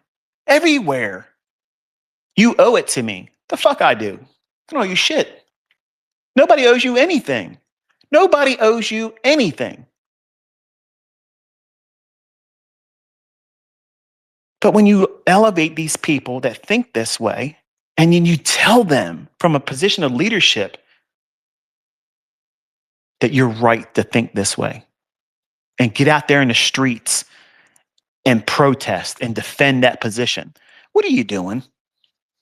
You're weaponizing someone that is literally a loose cannon. They don't see it that way. They see it as, see, our leadership gets us. They understand us. And the people with common sense around them are thinking, what in the hell is going on? The patients are running the asylum now. That's what's going on. Nobody wants to say it, but that's exactly what's going on. And it's meant to destabilize every nation. They're going to bring in individuals. And I'm going to say this, and I think, the students of mine that are Muslims, they already know my stance on that. I'm not going to be a Muslim. You will never convince me to be one. But I can tolerate the fact that you are in that faith. I know I can't, me as a person, I can't change that. If you were asking me, would I love to see you put your faith in Jesus Christ as your Lord and Savior? Absolutely. But like I said, I'm a practical person. I am aware that I have no power and I have no influence to make that happen. That only happens from God, period. But I think that when all the nations around the world are importing Muslims who are by very nature, they're very proud individuals. They're very strong-willed individuals. They're very confident. They think they're right. Everybody else is wrong. And I'm not saying any of this is a bad thing inherently. I mean, they're all. I mean, if you feel strong about your convictions and about what you believe in, then sure, everyone should feel that way, right? I just don't agree with who they believe is God. I don't believe that anything they talk about in terms of the Quran, God, their idea of God, at the afterlife or how you get there, all that stuff. I'm opposed to all that. But I'm not going to belittle them because I don't agree with them. I identify the divergence between the two faiths, Christianity and Islam. But I don't want to alienate them as a student because I'm not here as a preacher. I'm here as a man that's sharing something that I feel gifted. And you came here for that. You didn't come here to learn to be a Christian. You didn't come here to learn my political persuasion. But because I had so many people asking me to talk about these things, that's why we're here today talking about them. Okay. So, but when you start importing the strongest willed, um, aggressive ideology that is Islam, when you start importing them in all these nations, UK, Ireland, United States, what do you think the outcome is going to be? Are you surprised that you're seeing all these things happen? Because Islam is not taught to its believers to go in and assimilate anywhere. It's taught to take over. It's taught to spread their form of religion, and everybody should submit to it. And if not, you're a problem. You either convert or you got to go. But they're the guests here. Okay? The guest doesn't get to come to the house and set the rules. And in my opinion is they know this by bringing them in here, in every nation. Now, am I against Muslims, moving into other countries by immigration legally? No, absolutely not. Do they have the right to have their mosques and whatnot? Sure, they have the rights. I don't think it's appropriate for them to be blowing that prayer thing 5 times a day early in the morning. Because I'm going to be honest with you, and this might sound disrespectful, but if that was going on in an area where I lived at, I would have speakers on the roof of my house playing Van Halen as loud as these things would play. And I would drown out that thing. Okay. I wouldn't go over there and cut the wires and do those types of things, but I would literally, Van Halen would be wailing the entire time. 2 minutes before it and 2 minutes past the length of it. That's how it would be. And if that upsets you, go back to the point of what I mentioned earlier. Every one of us has the right to have a differing opinion. You look at me as someone that believes Jesus is God in the flesh, and you don't think that that's true. I don't care if you don't believe it. That's not your belief has no bearing on what I believe. It doesn't. It has no bearing. And I'm aware that my belief has no bearing on you. Which one's intolerant? Which one's tolerant? So when you bring, let's just take Christianity out for a second. We'll bring it back in a second, but let's take it out for a second. All these nations are having this influx of Muslims coming into their country, and they're giving them free rides, subsidies, health care they don't have to pay for. What's your health care cost? Let me tell you something. Healthcare is so expensive right now. That was by design. That's how Obama got all of his money. It ain't the book sales. The book sale, the books is the illusion. That's where he made his money. No, it ain't. He's getting all the kickbacks from Big Pharma because he allowed them to run up all these big, huge premiums through Obamacare. You can keep your doctor. Sure you can. Lies. Lies from the guy who forged a woman's Hawaiian birth certificate. Oops, I said it. But the bottom line is this. If you look at what they are doing, they're bringing these people in by the bus loads and plane loads, setting them up with free everything, allowing them to do whatever they want to do, say and act the way they want to act. But anybody that does anything opposed to them, they're the problem. You don't think you don't think that that is the goal here in the United States? In every other country? That's exactly what it is. That's exactly what it is. But you are not allowed to say anything about it because you are a troublemaker. You're a rabble rouser.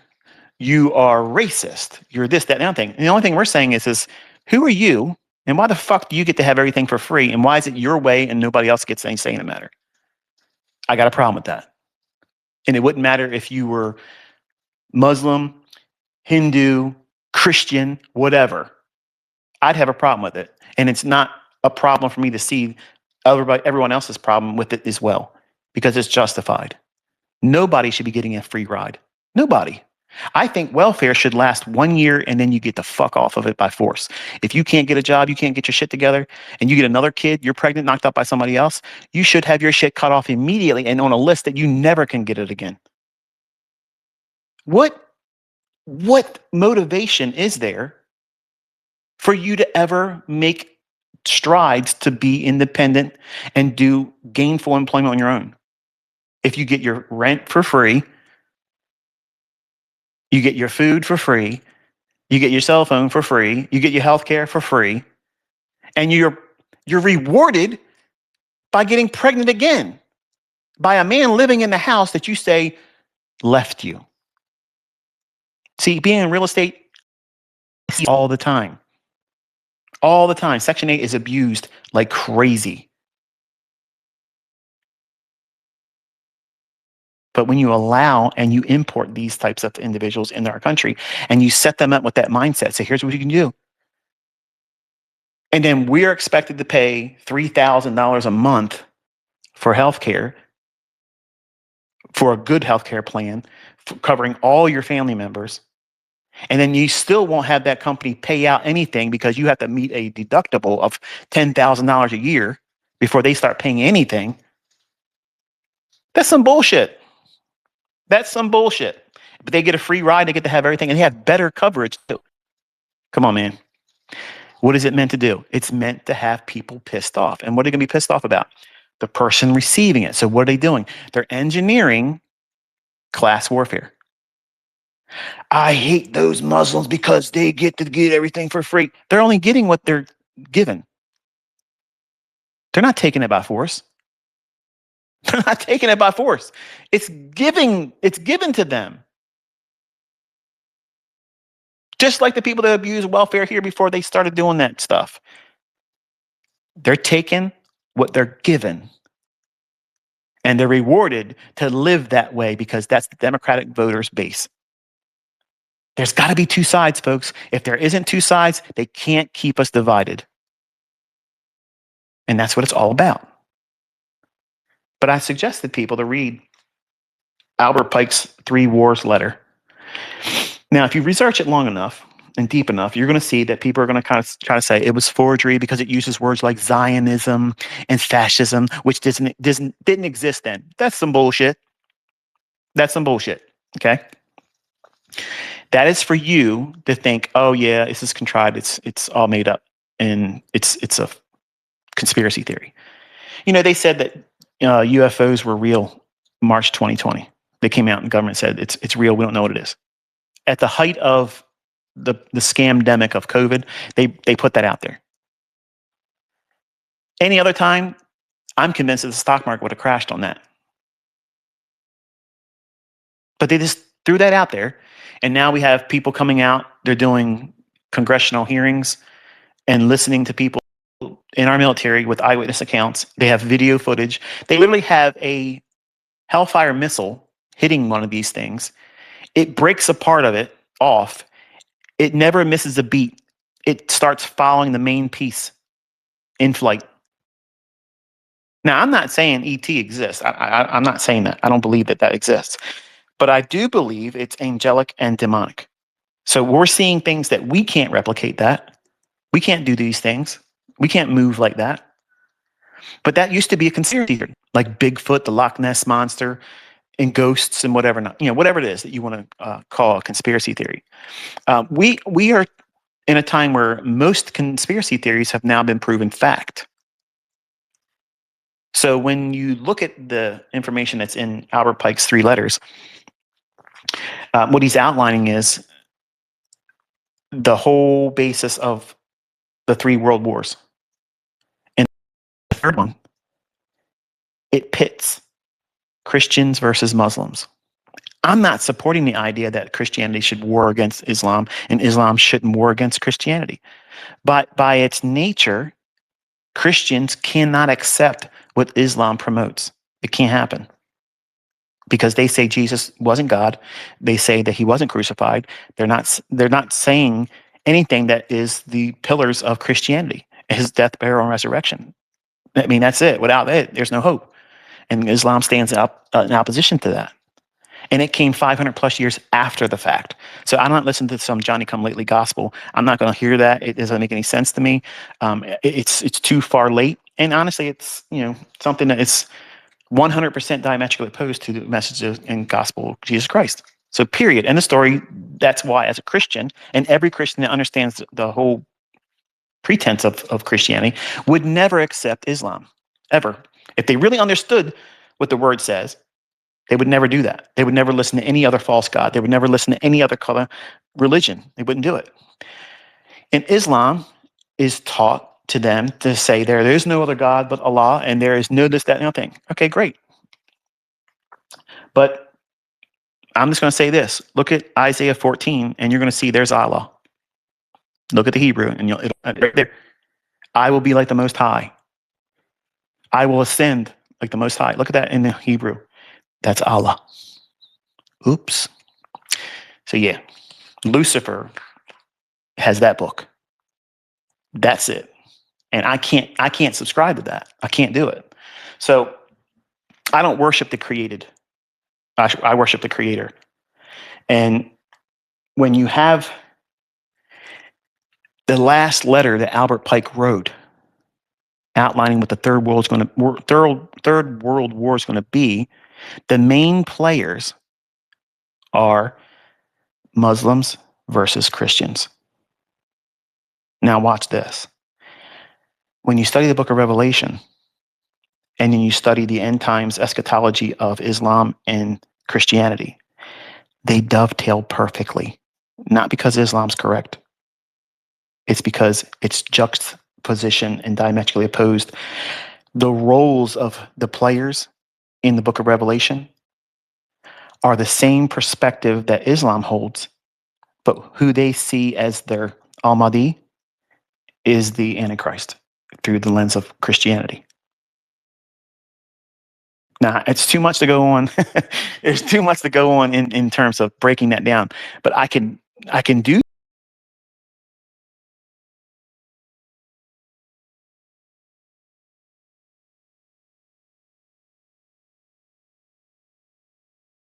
too much to go on in terms of breaking that down. But I can do this if you want to see it. And it'll be very clear, very, very, very clear why Albert Pike and the Masons have this view of bringing that together, because they're the two fastest growing monotheistic religions. Judaism is what it is. Nobody's looking around the world and saying, you know what I want to start doing? I want to be a Jewish believer and start believing Judaism. Nobody's doing that right now. Okay, nobody's doing that. Not in the last 20 years, they're not doing it either. But what two religions are doing it? Some people are converting from Islam to Christianity. Some Christians that don't know their scriptures are converting to Islam. Vice versa. Okay, but those are two fastest growing religions globally. That's not by mistake. It's not by accident. Okay. The book of Revelation talks about things that if you study the original language, you'll see symbols in Old Testament prophecies relating to the end times.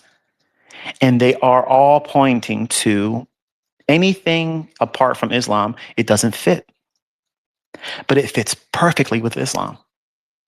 Now, I'm not saying here's the part where if you are a Muslim, you're getting greatly offended by what I'm saying. In fact, your blood's probably boiling right now. I'm not saying these things to infuriate you. I'm causing you, hopefully, enough interest to research what I just stated. Don't think that you're right and I'm wrong. Don't just because the Bible says this, and I think it's pretty evident in just the common sense perspective. If someone answers a matter without looking into it, checking the facts, they're a fool. Just because I say something and you think you're right, that shouldn't be the end of the conversation. Or if you're a supporter of me, just because I say it doesn't mean that you should just listen to what I say and say, well, take it on his own merit of being Michael. He wouldn't lie to us about that. I'm a man. I could lie. I could be deceiving you. Don't listen to what I'm saying. Look into it. It's fascinating. If you're a Muslim, it's going to be fascinating for you to look at the end time parallels, but where they break apart, they still fit together in a way where each side thinks they're right, but only one of them is going to be right. Only one of them is going to be right. But what is Islam's goal? Global domination. They want Islam everywhere. As Christians, we preach and share the gospel, but we also know that we have been given free will, and we're not going to win everybody. Islam, their mentality is they're going to be everywhere. They want total domination. And that's what that fourth and dreadful beast in Daniel that shows up again in Revelation, that's what it's describing. It's Islam. Islam is in the Bible, but it ain't recognized for the things that Islam wants it recognized for. And a lot of Christians don't even see it. A lot of pastors don't even see it because it's not politically correct to talk this way. Because Muslims, admittedly, I understand, if I was coming at them in a very disrespectful, meant to be demeaning, meant to be villainous, then obviously I can see how, they could be offended. I'm trying to inspire you to prove me wrong. Just same way I did with trading. I want you to listen to what I just said. If you're a Muslim, or if you're just morbidly curious, you're not a Christian, you're not a Muslim, but you just want I want to see this guy be proven wrong. Go in with that moxie. Go in with that attitude, that perspective. I want you to go in there looking at it, because when you see it, you can't unsee it. It's obvious, and it's not by accident. See, Masons, I had an opportunity to be a Mason, and once I looked into a little bit more, I was like, hell the fuck no. No way. Absolutely not. Because whether you understand it or not, Mr. and Mrs. Mason, okay, you're worshiping Lucifer. Period. End of story. That's it. You're a Luciferian. That's what you're doing.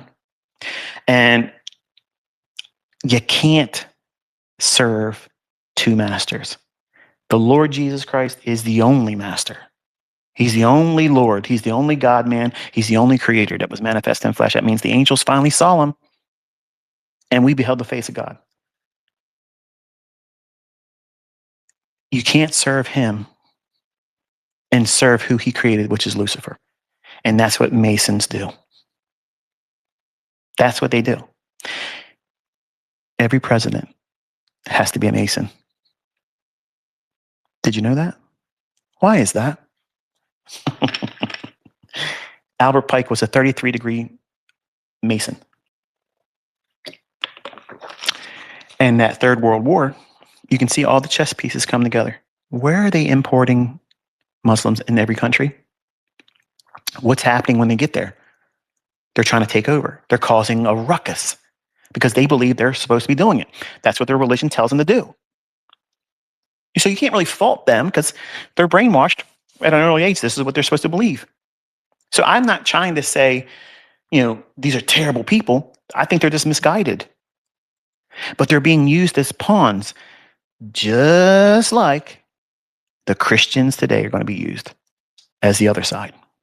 It's going to be an extreme version of Republican versus Democrat, but on the global stage, because Republican and Democrat is just isolated to and limited to just the United States. So there's no real there's no Democrat and Republican in the UK and in Ireland and other countries. Okay. But they're migrating these chess pieces into every country.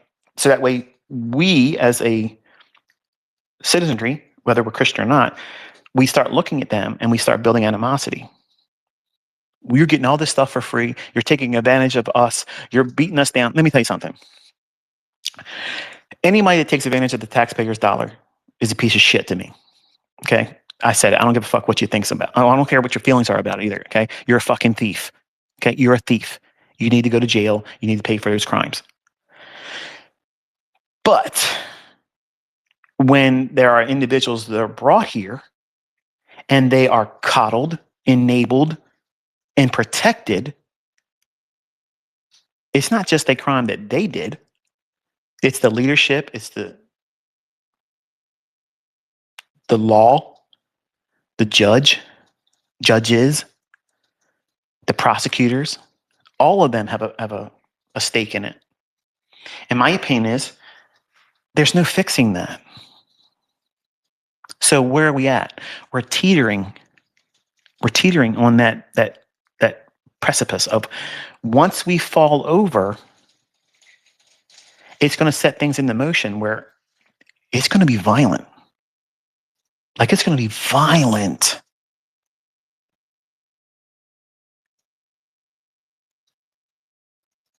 Look at Minnesota right now. Look at when George Floyd whole thing happened. Okay. Every time there's a chance for them to use destabilization, civil unrest, they run with it. They run with it. They weren't doing those things when Biden was in office. Why? Because they had control.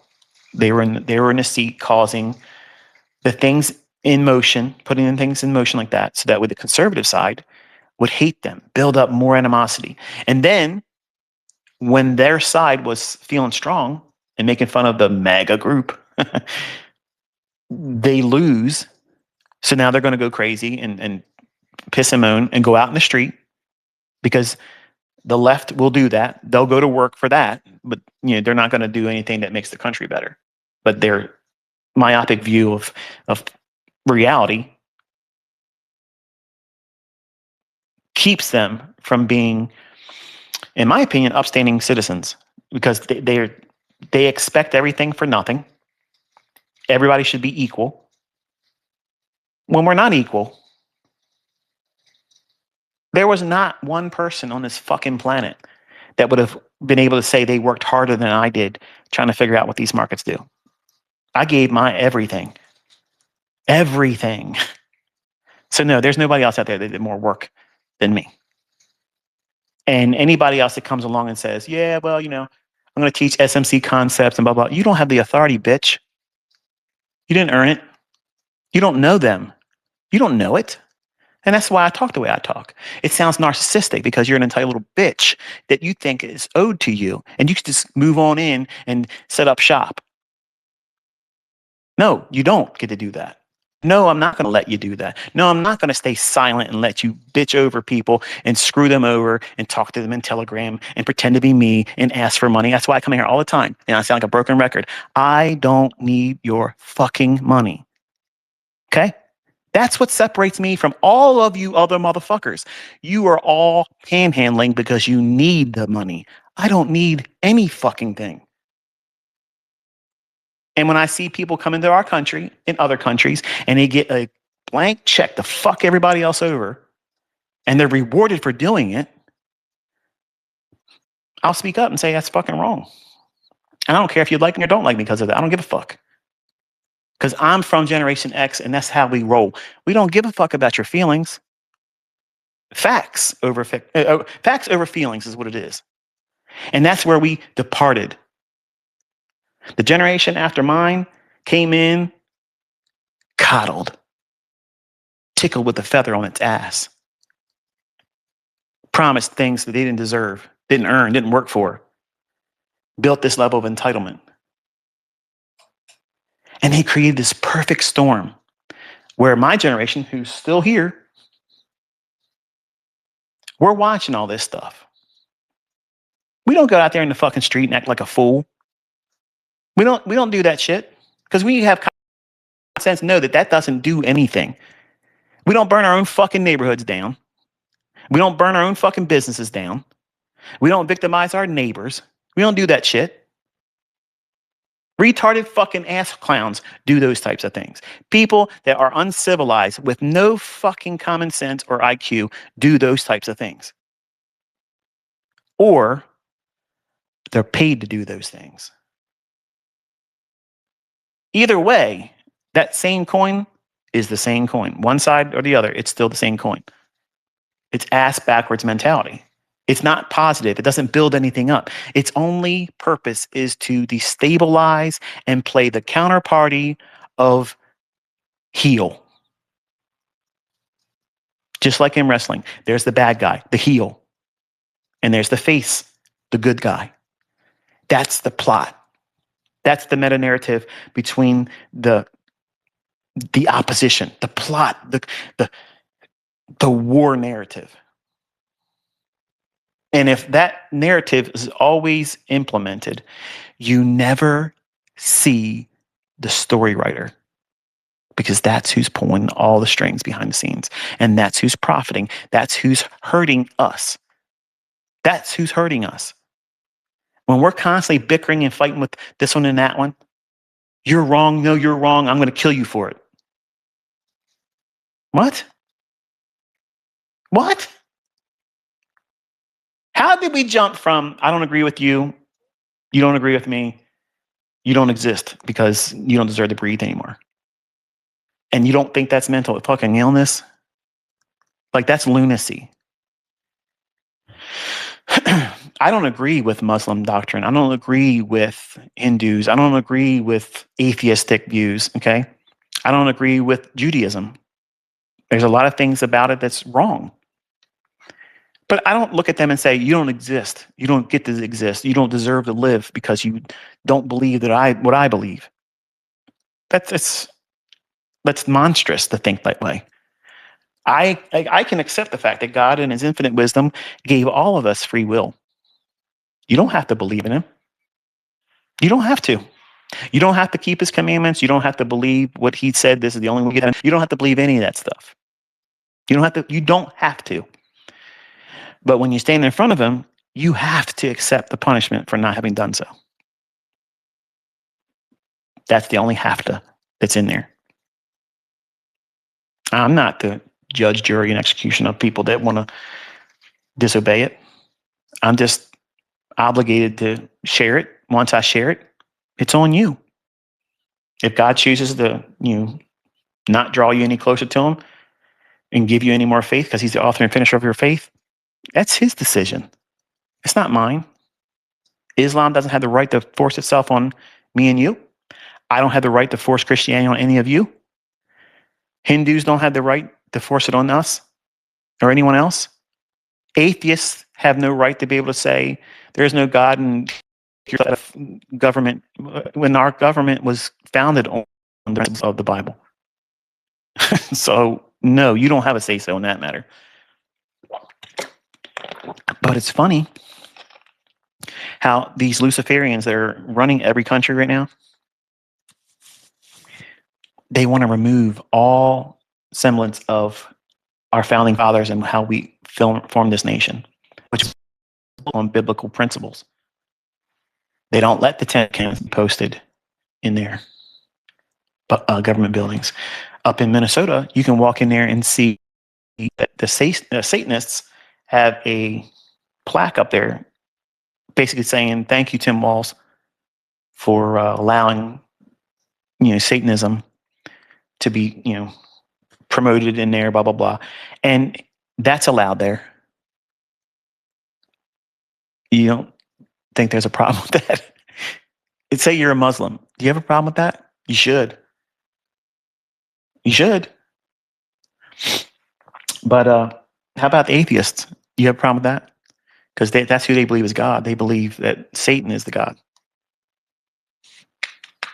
Do you have a problem with that as an atheist? Or is it just because Jesus is your real problem? So anyway, I was thinking to myself when I first started this, I didn't want to have a lot of time on here. And let me take a look at my phone and see if there's any reason to get off this. Um,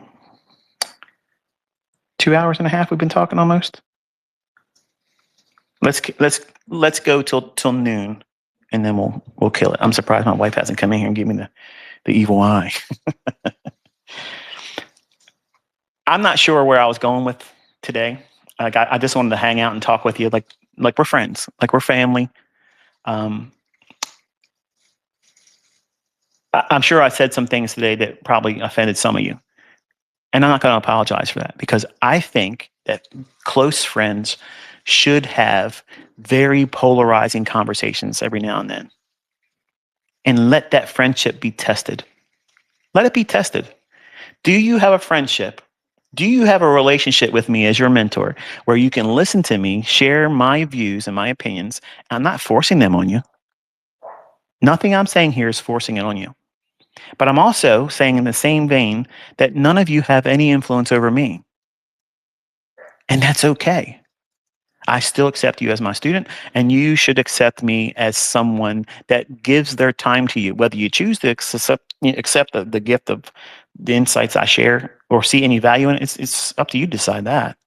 Nothing brings you here except for your own want, your own morbid curiosity, or your desire to learn from me. Or you're just bored like I was today. You just want to sit down and just yap, talk about things. And taking a look around the world and seeing all these things, like we're in a mess.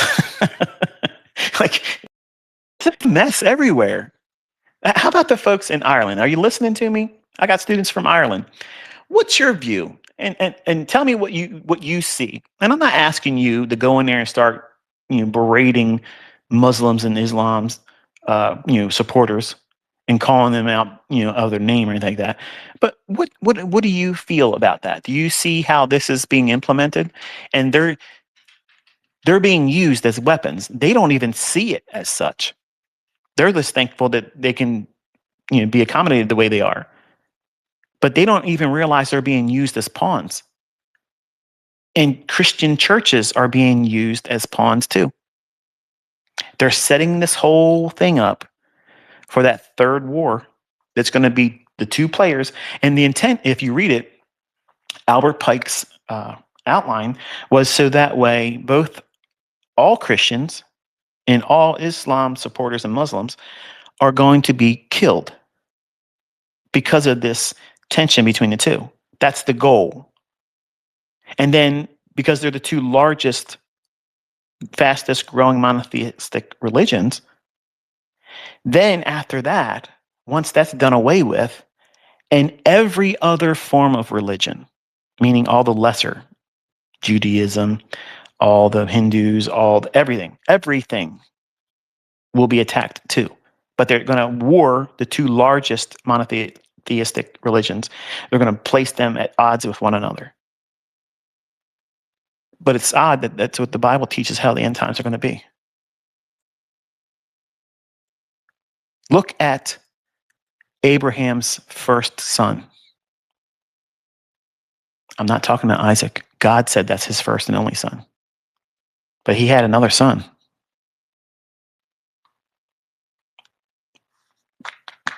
Think about it. Where'd he go in the world? God said he was going to make him a great nation. Look at the Middle East. He did. He did.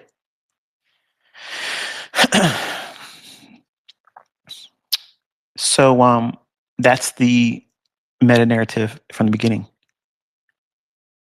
They know that they were a son of Abraham and the first of Abraham. So their mindset about themselves is, in my opinion, justified.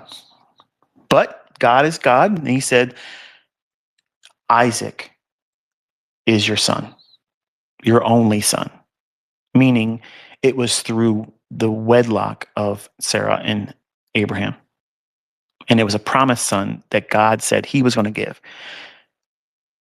Sarah told Abraham, go into his wife's servant. and get her pregnant, like a surrogate. So she was trying to do it her way. She didn't want to wait on God. So that's religion. Okay, that's what religion does. I'm going to do it my way. I'm not going to trust God.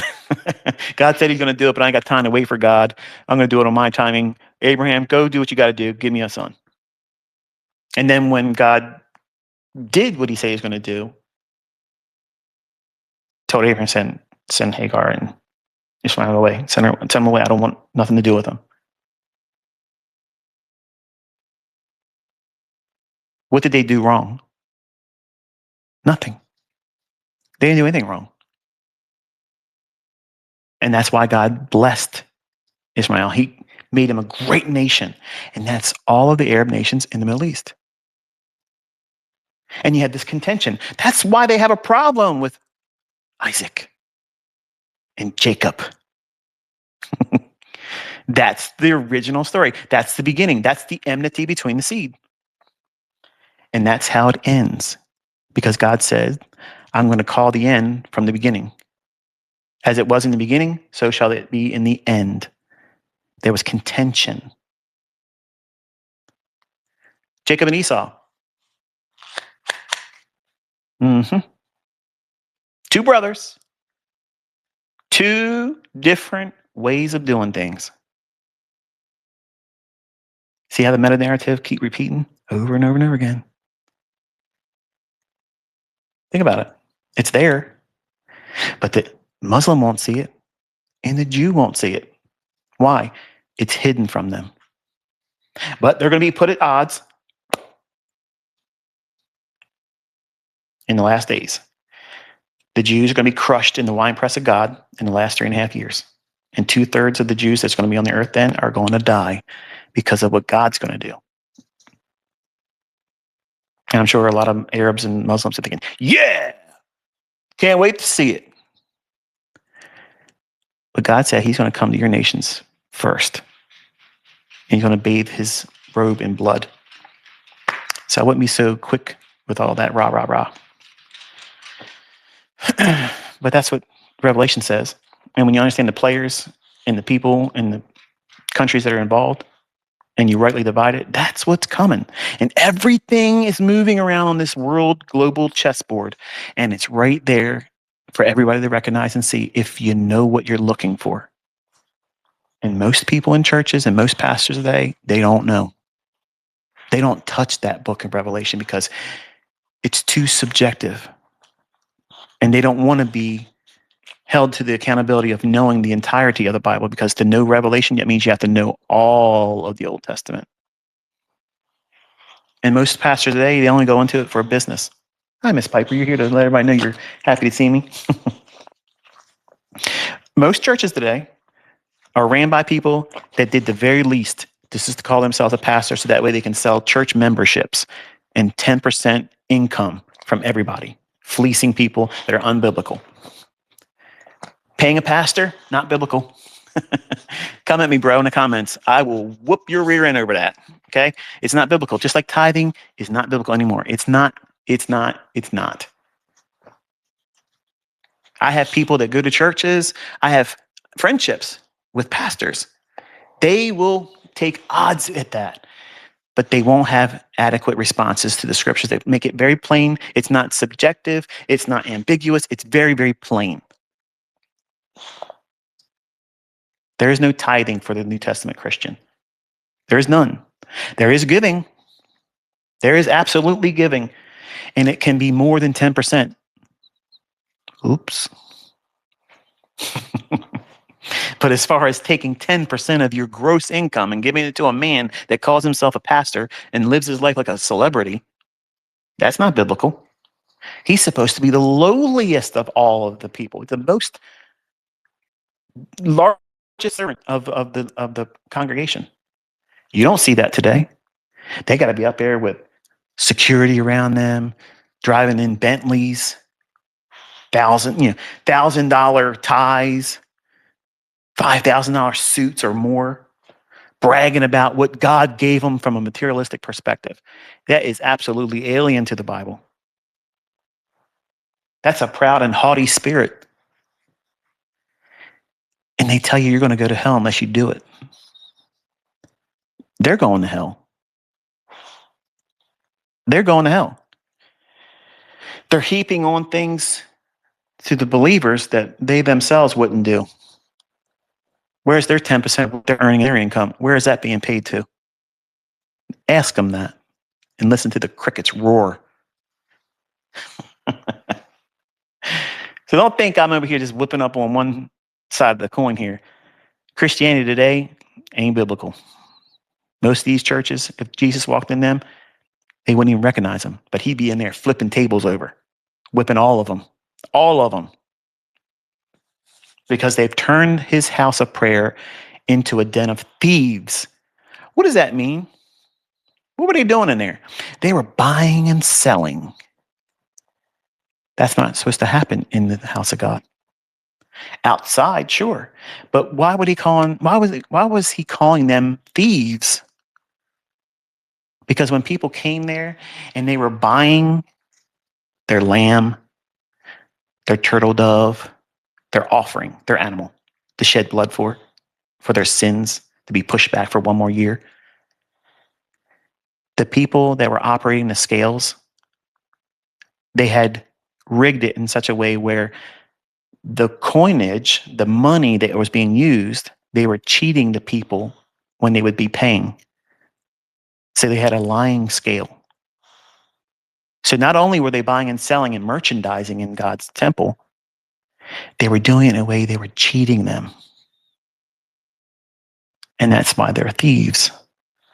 It wasn't just that they were merchandising in his house. They were stealing because the people were coming there with their hopes that, okay, I'm going to pay what I have to pay, but they were overcharging them.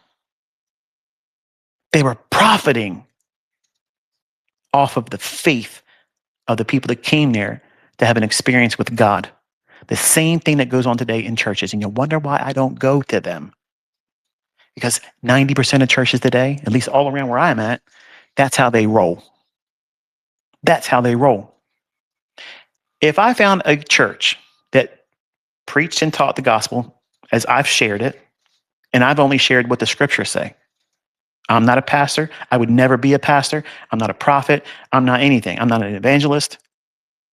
I believe I'm a teacher, not just in trading, but I everything in my life I've always taught everything.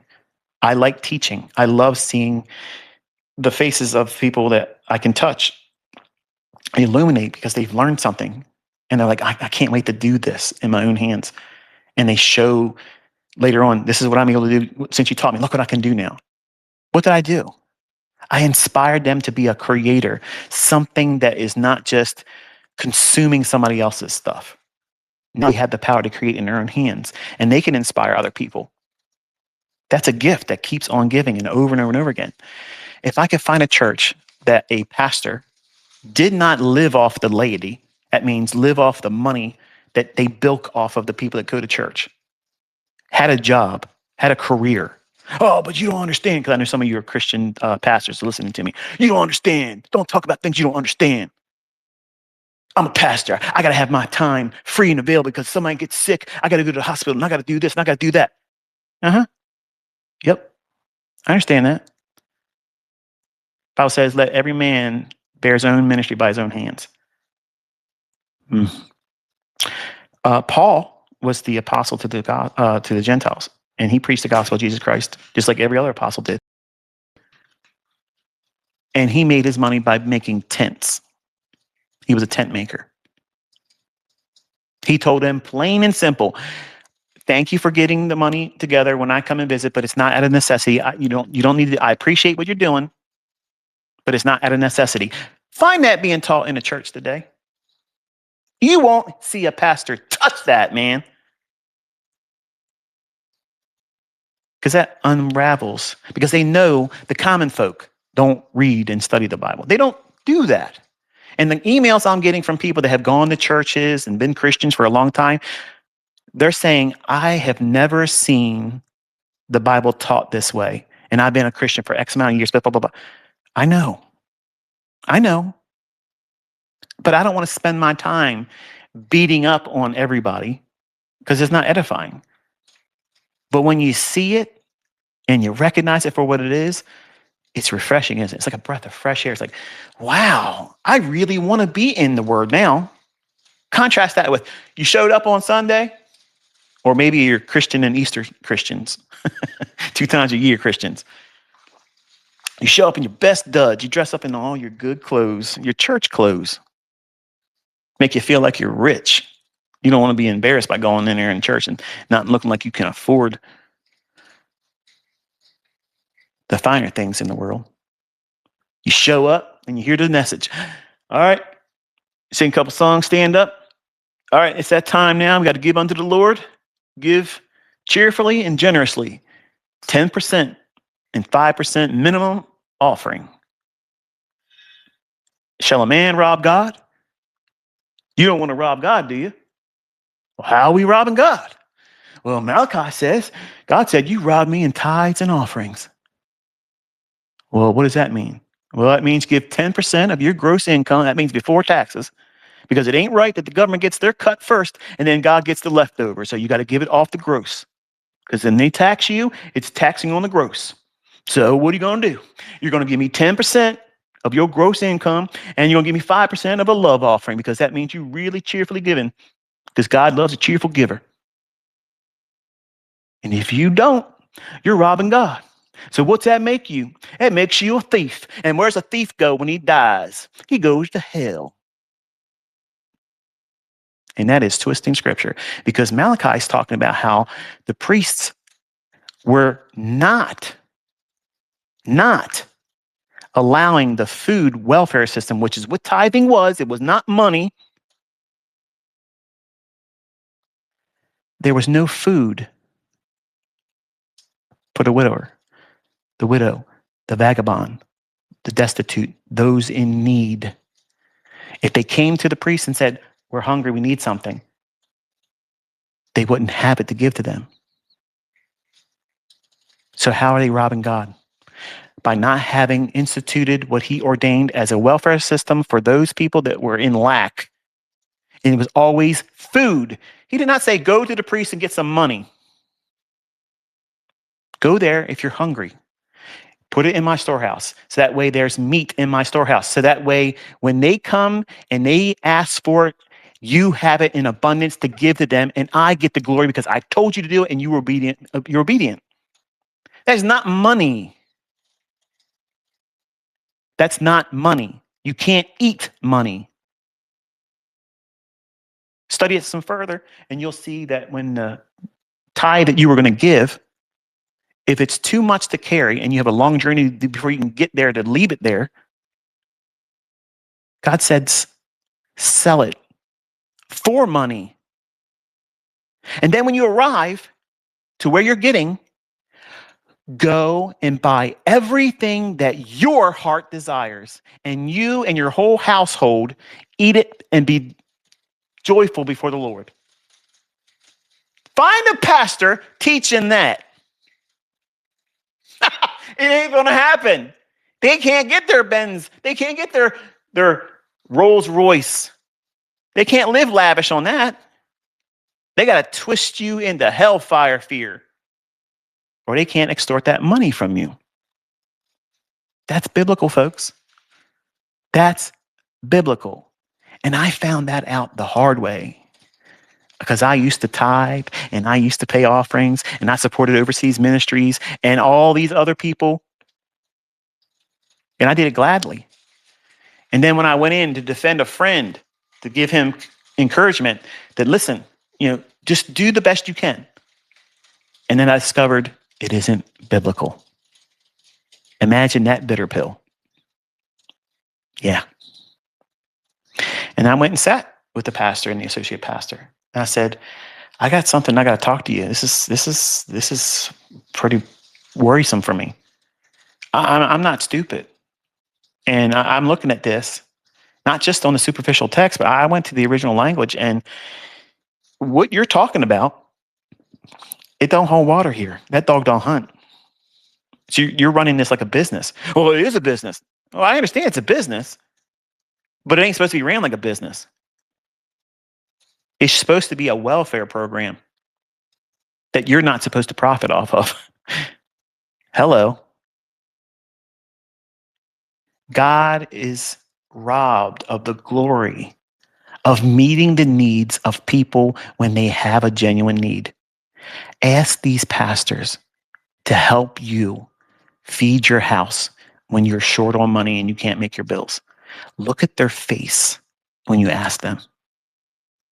That'll tell you everything you need to know. They care more about building these big, monstrous churches, these big, huge monstrosities of buildings that God doesn't care anything about. But that's their retirement plan.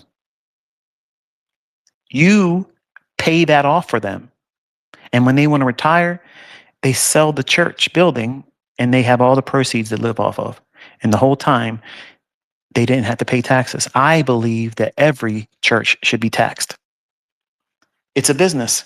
I have businesses and I have to pay taxes.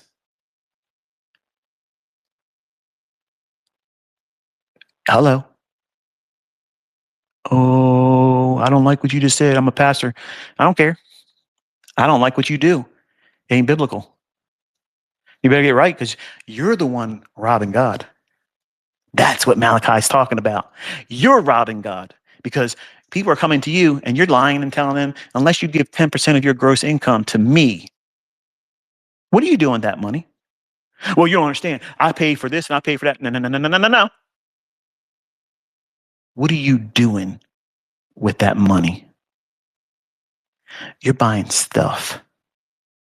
And that stuff is the same thing that God told that rich young ruler to get rid of and sell it and give it to the poor. And what that young rich ruler do? He walked away sad.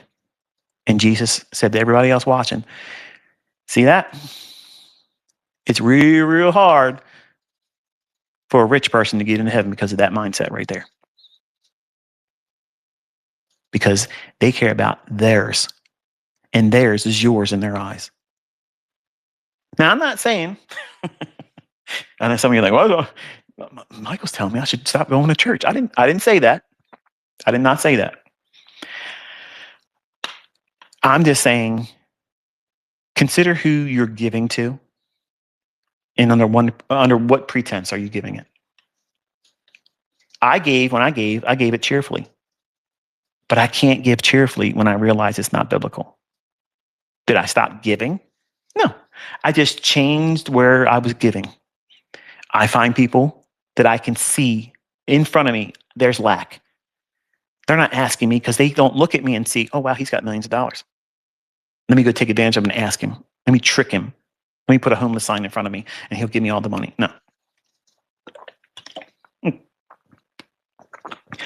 I can see they have a need. I can see it. And without being prompted or asked, I help them. Go through a grocery store. Go there for the express purpose, not for you to bring home anything, but to go there and find someone and read their face. Look around. They have the smallest cart. They don't have the big cart. They have the smallest cart. They have the smallest thing of milk, the smallest carton of eggs, but they have a wedding ring on. They're not by themselves. They have one thing of ground beef, 2 cans of vegetables, maybe a loaf of bread, and the smallest condiment of mayonnaise, ketchup, or whatever. What are they doing? They're feeding themselves on what they have left after everything that they got coming in. And you know it by how they look on their face. They're not walking around head up, smiling. How you doing? Greeting everybody. Their heads down. Their face full of sorrow. They're broke. And then what I do is I walk up behind them when they're in the checkout line. And I motion to the person working the cashier. And I tell them, pointing to myself, I'm paying. They bring it all up. And I step right in front of them rudely. And I put my credit card in there. Put in my Super Saver phone number. That way I get the discounts. And then they look at me like I'm crazy. Some of them cuss at me and say, what the hell you think you're doing? And I say, it's paid for. Have a good day. And I go walk back into the grocery store and I find somebody else to do it too. And sometimes they grab a hold of me and they squeeze the life out of me because they're like, you're a godsend because I don't have the money to do this. And you just did something that I know I got something from God. And that makes me go back in and find more people to do it. That's tithing. That's giving cheerfully. That's what God honors. God loves that. And I'm telling you, not because I want glory and fame and accolades for it. I'm telling you to inspire you to do that. Listening to me and learning how to make money and spending it on stupid shit for yourself is the worst thing you can do with the gift. That's the worst thing. That's wasting it. That's wasting it. Imagine how many people's lives you could change just by saying, I don't need to buy that car. I don't need to go on social media and get people to, fluff me up because I bought this overpriced junk. I want to go out there and I want to say, here, I don't know who you are. I clearly see you have a need. I don't want anything from you except for the opportunity to do what I feel like I need to do. And have a great day and be blessed. You have no idea what that feels like. I promise you, all the sports cars and all the fun little toys you can buy, that stuff wears off the next day. It's gone. Once all your friends and the people that know you, once they see you have it, that wad is now shot. It's done. You got the best out of all that's ever going to come from that because they don't care that you really have it anymore.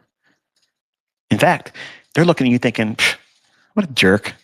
He probably thinks I'm supposed to love him because he has that car.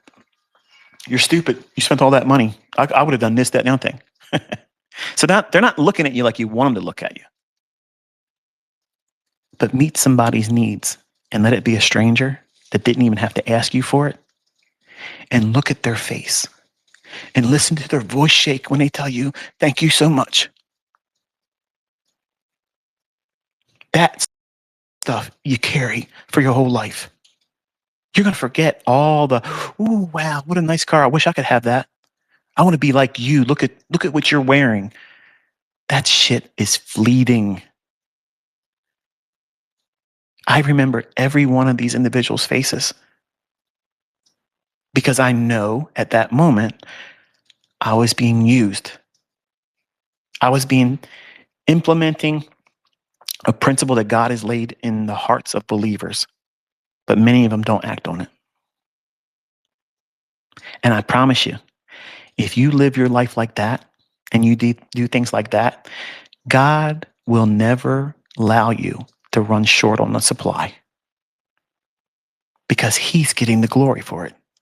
He's getting it, not you, not me. He is. And man, that is such a reward. It is a reward. There's no ego there. It's about me. There's no selfishness, but you taste real love. You taste appreciation. You feel generosity in its purest form. And then you watch this person weep. And the cashier, they're weeping. And then you can't take it anymore and you're weeping. And you feel good. It feels so good. And it's infectious. It makes you want to do more of it. And the next time you see that cashier, they start smiling. You know right away what they remember. And you just sit and wait because they're going to say it. It was awesome watching you do that. And I did the same thing right after that. The next weekend when I got paid, I found somebody that did the same thing. It felt amazing. How about that? How about that? That's church. That's living Christian life.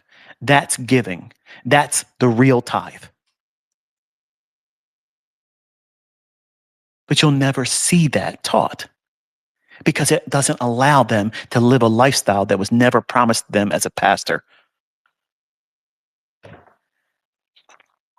if if I had one wife, which I don't, I'm divorced. I had one marriage in the beginning that I did for the wrong reasons, but it was in my heart. I felt like I was doing the right thing.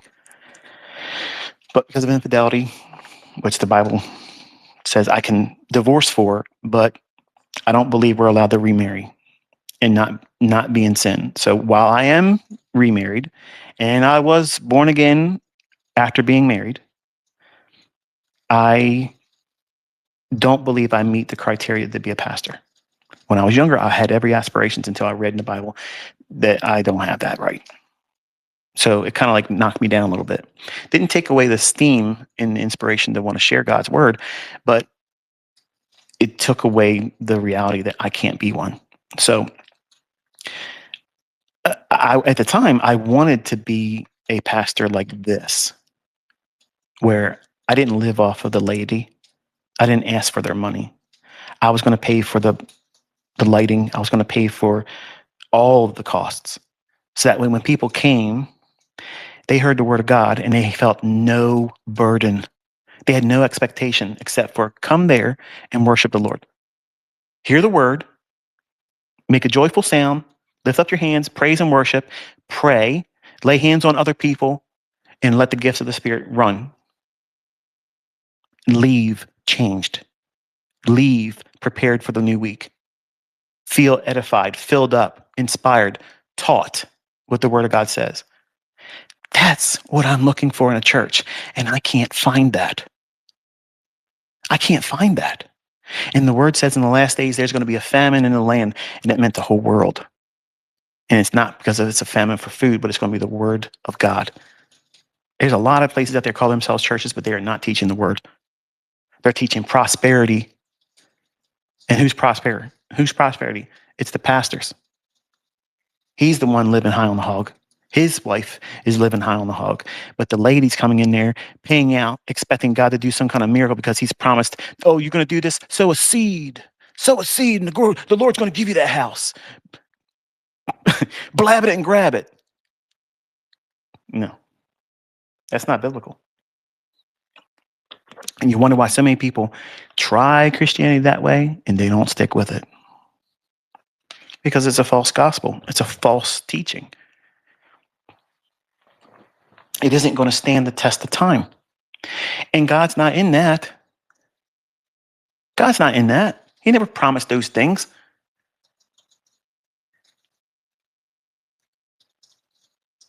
So I answered a lot of questions today. A lot of questions that are unrelated to the market.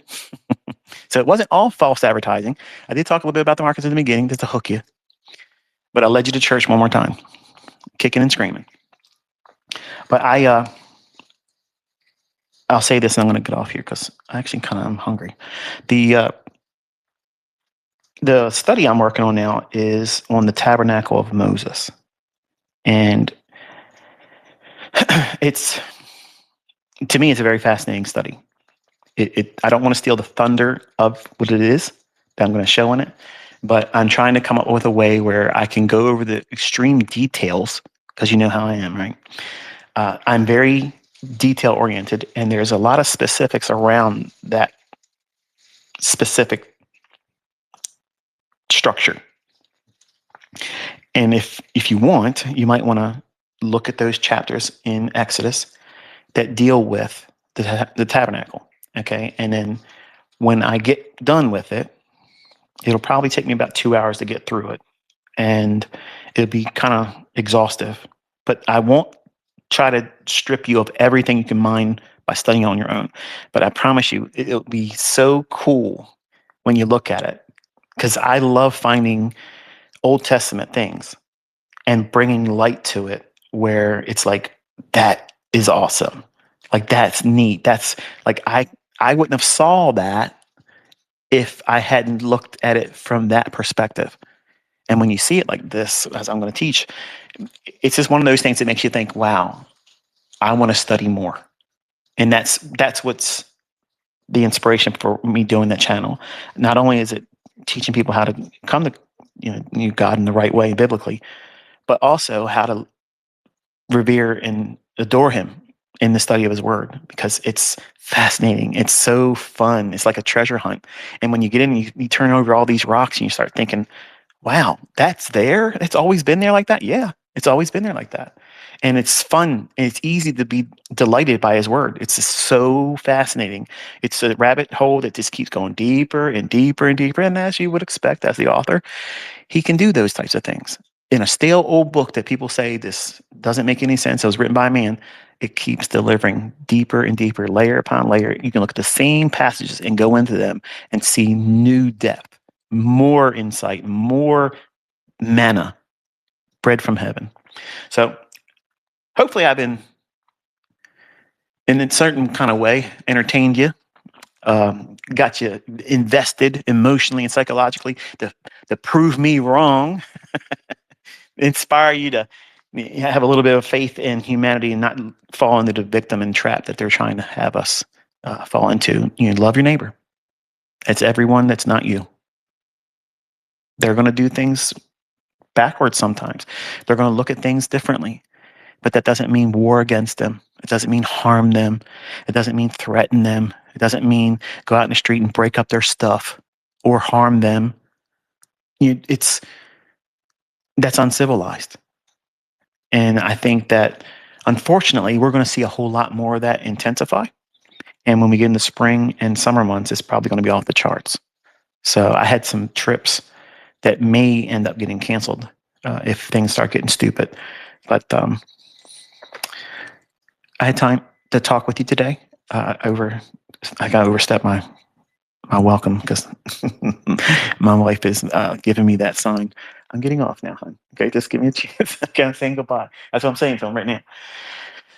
So I'm going to escape. I will wish you all a pleasant week. And when it comes to market commentary, whatnot, the second week of February, as I said, on February 10th, that evening, I will resume with market reviews and commentary, and I'll start talking about it on a daily as it happens. So until then, I don't know when I'm going to talk to you again, but the next bit of business will probably be that Bible study on Berean study. And if I can get it done this week, I hope we'll have it up by Friday evening, this coming Friday. Until I talk to you next time, be safe and enjoy the weekend.